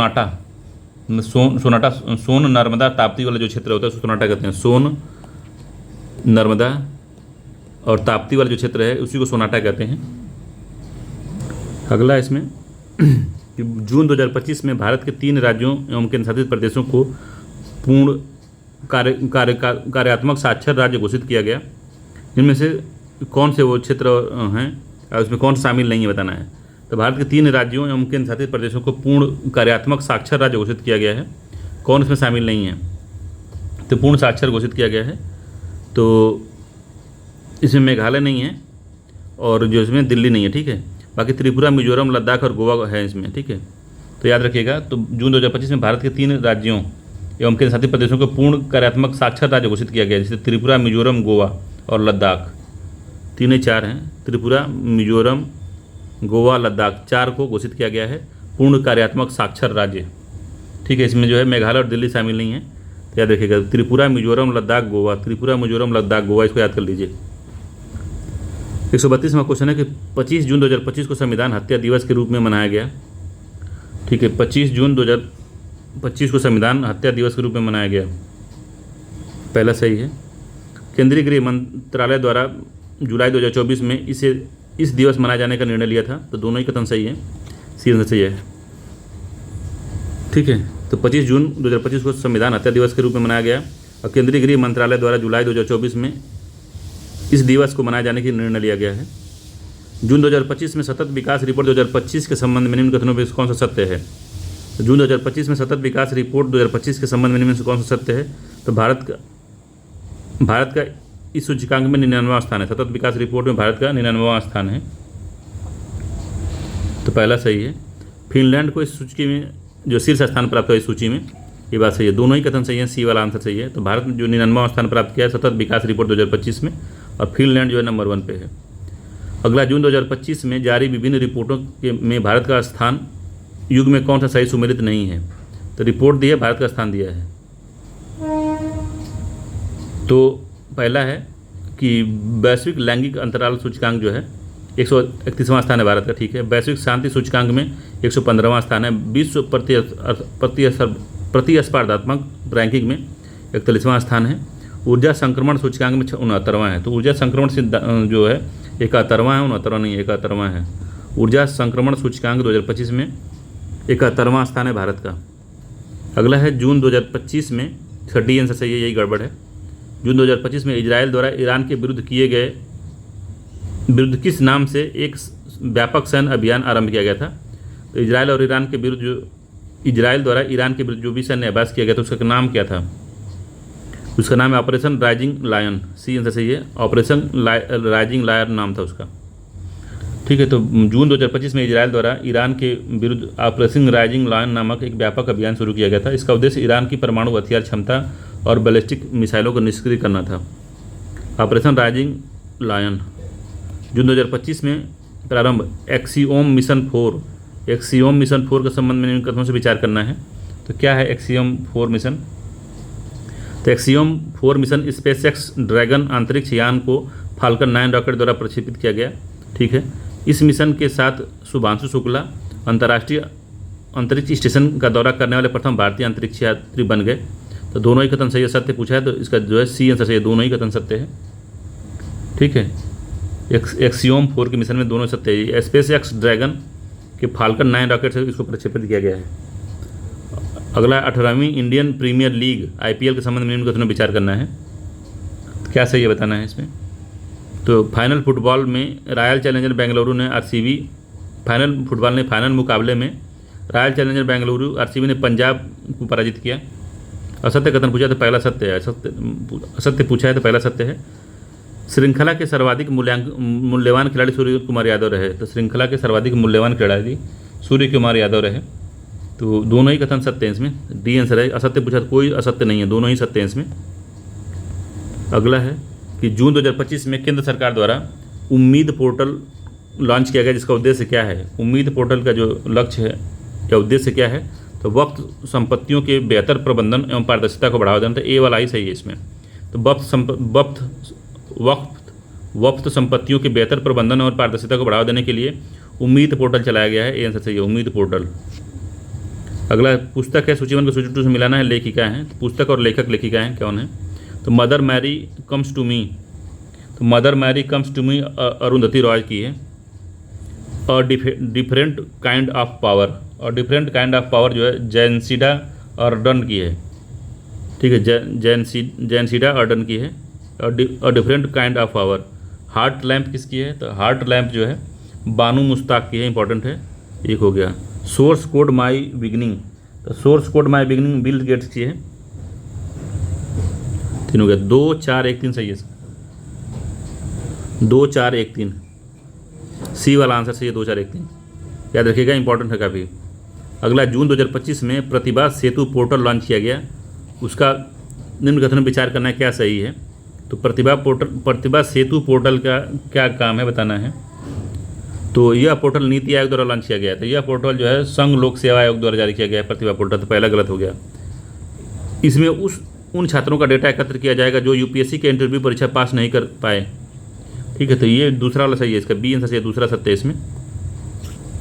अगला है सूचीबद्ध को सूची 2 से मिलाना है, दिवस है और दिनांक है। ठीक है, दिवस और दिनांक बताना है क्या सही है। अंतर्राष्ट्रीय नाविक दिवस कब मनाया जाता है भाई? तो 25 जून को मनाया जाता है अंतर्राष्ट्रीय नाविक दिवस। विश्व बाल श्रम निषेध दिवस 12 जून को मनाया जाता है। विश्व महासागर दिवस जो है 8 जून को मनाया जाता है। और विश्व पर्यावरण दिवस 5 जून को मनाया जाता है। ठीक है, 3 2 4 1 3 2 4 1 ए आंसर सही है, 3 2 4 1 ए आंसर सही है। अगला जून 2025 में चियोस द्वीप पर जंगल में आग लग गई। यह द्वीप कहाँ स्थित है? चियोस द्वीप कहाँ पे अवस्थित है? तो अटलांटिक महासागर में, मैक्सिको की खाड़ी में, प्रशांत महासागर में, एजियन सागर में। तो एजियन सागर में है, डी आंसर सही है, एजियन सागर में है। ग्रीस का सबसे बड़ा द्वीप है एजियन सागर, ग्रीस का। ग्रीस जो है एजियन सागर का सबसे बड़ा द्वीप है। ग्रीस जो है एजियन सागर में सबसे बड़ा द्वीप है। 143वां क्वेश्चन है, जून 2025 में अरलाम वन्यजीव अभयारण्य को भारत के पहली तितली अभयारण्य घोषित किया गया है। अरलाम वन्यजीव अभयारण्य कहाँ है?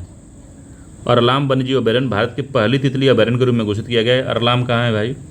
केरल में है, तमिलनाडु में, आंध्र प्रदेश, तेलंगाना। तो केरल में है, ये आंसर सही है। अरलाम वन्यजीव अभयारण्य केरल में भारत का पहला तितली अभयारण्य घोषित किया गया। 144 नंबर, जून 2025 में संपन्न नाटो शिखर सम्मेलन 2025 के बारे में बताना है। तो नाटो शिखर सम्मेलन के बारे में बताना है क्या सत्य है। इस सम्मेलन का आयोजन म्यूनिख जर्मनी में किया गया, असत्य पूछा है। ठीक है, तो इसका जो आयोजन है नाटो का शिखर सम्मेलन का जो आयोजन है नीदरलैंड में किया गया। ठीक है, म्यूनिख जर्मनी, नीदरलैंड में। पहला गलत हो गया इसमें।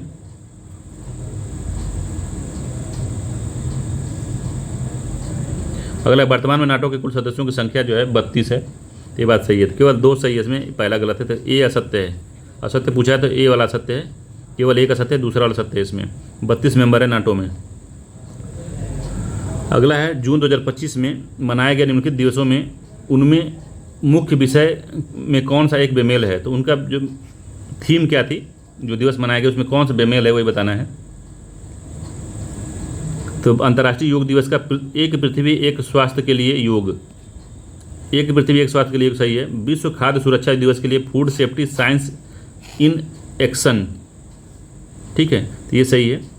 विश्व पर्यावरण दिवस की थीम थी रिस्टोर द लैंड, नहीं। विश्व पर्यावरण दिवस की थीम थी प्लास्टिक प्रदूषण को हटाएं, ये सी वाला सही सम्मिलित नहीं है।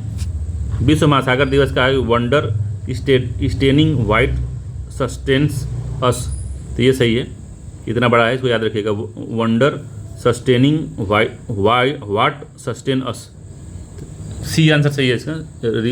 रिस्टोर द लैंड नहीं है विश्व पर्यावरण दिवस का, प्लास्टिक को हटाएं ये जो है उसका बात की गई है। हमारे थीम थी विश्व पर्यावरण दिवस की।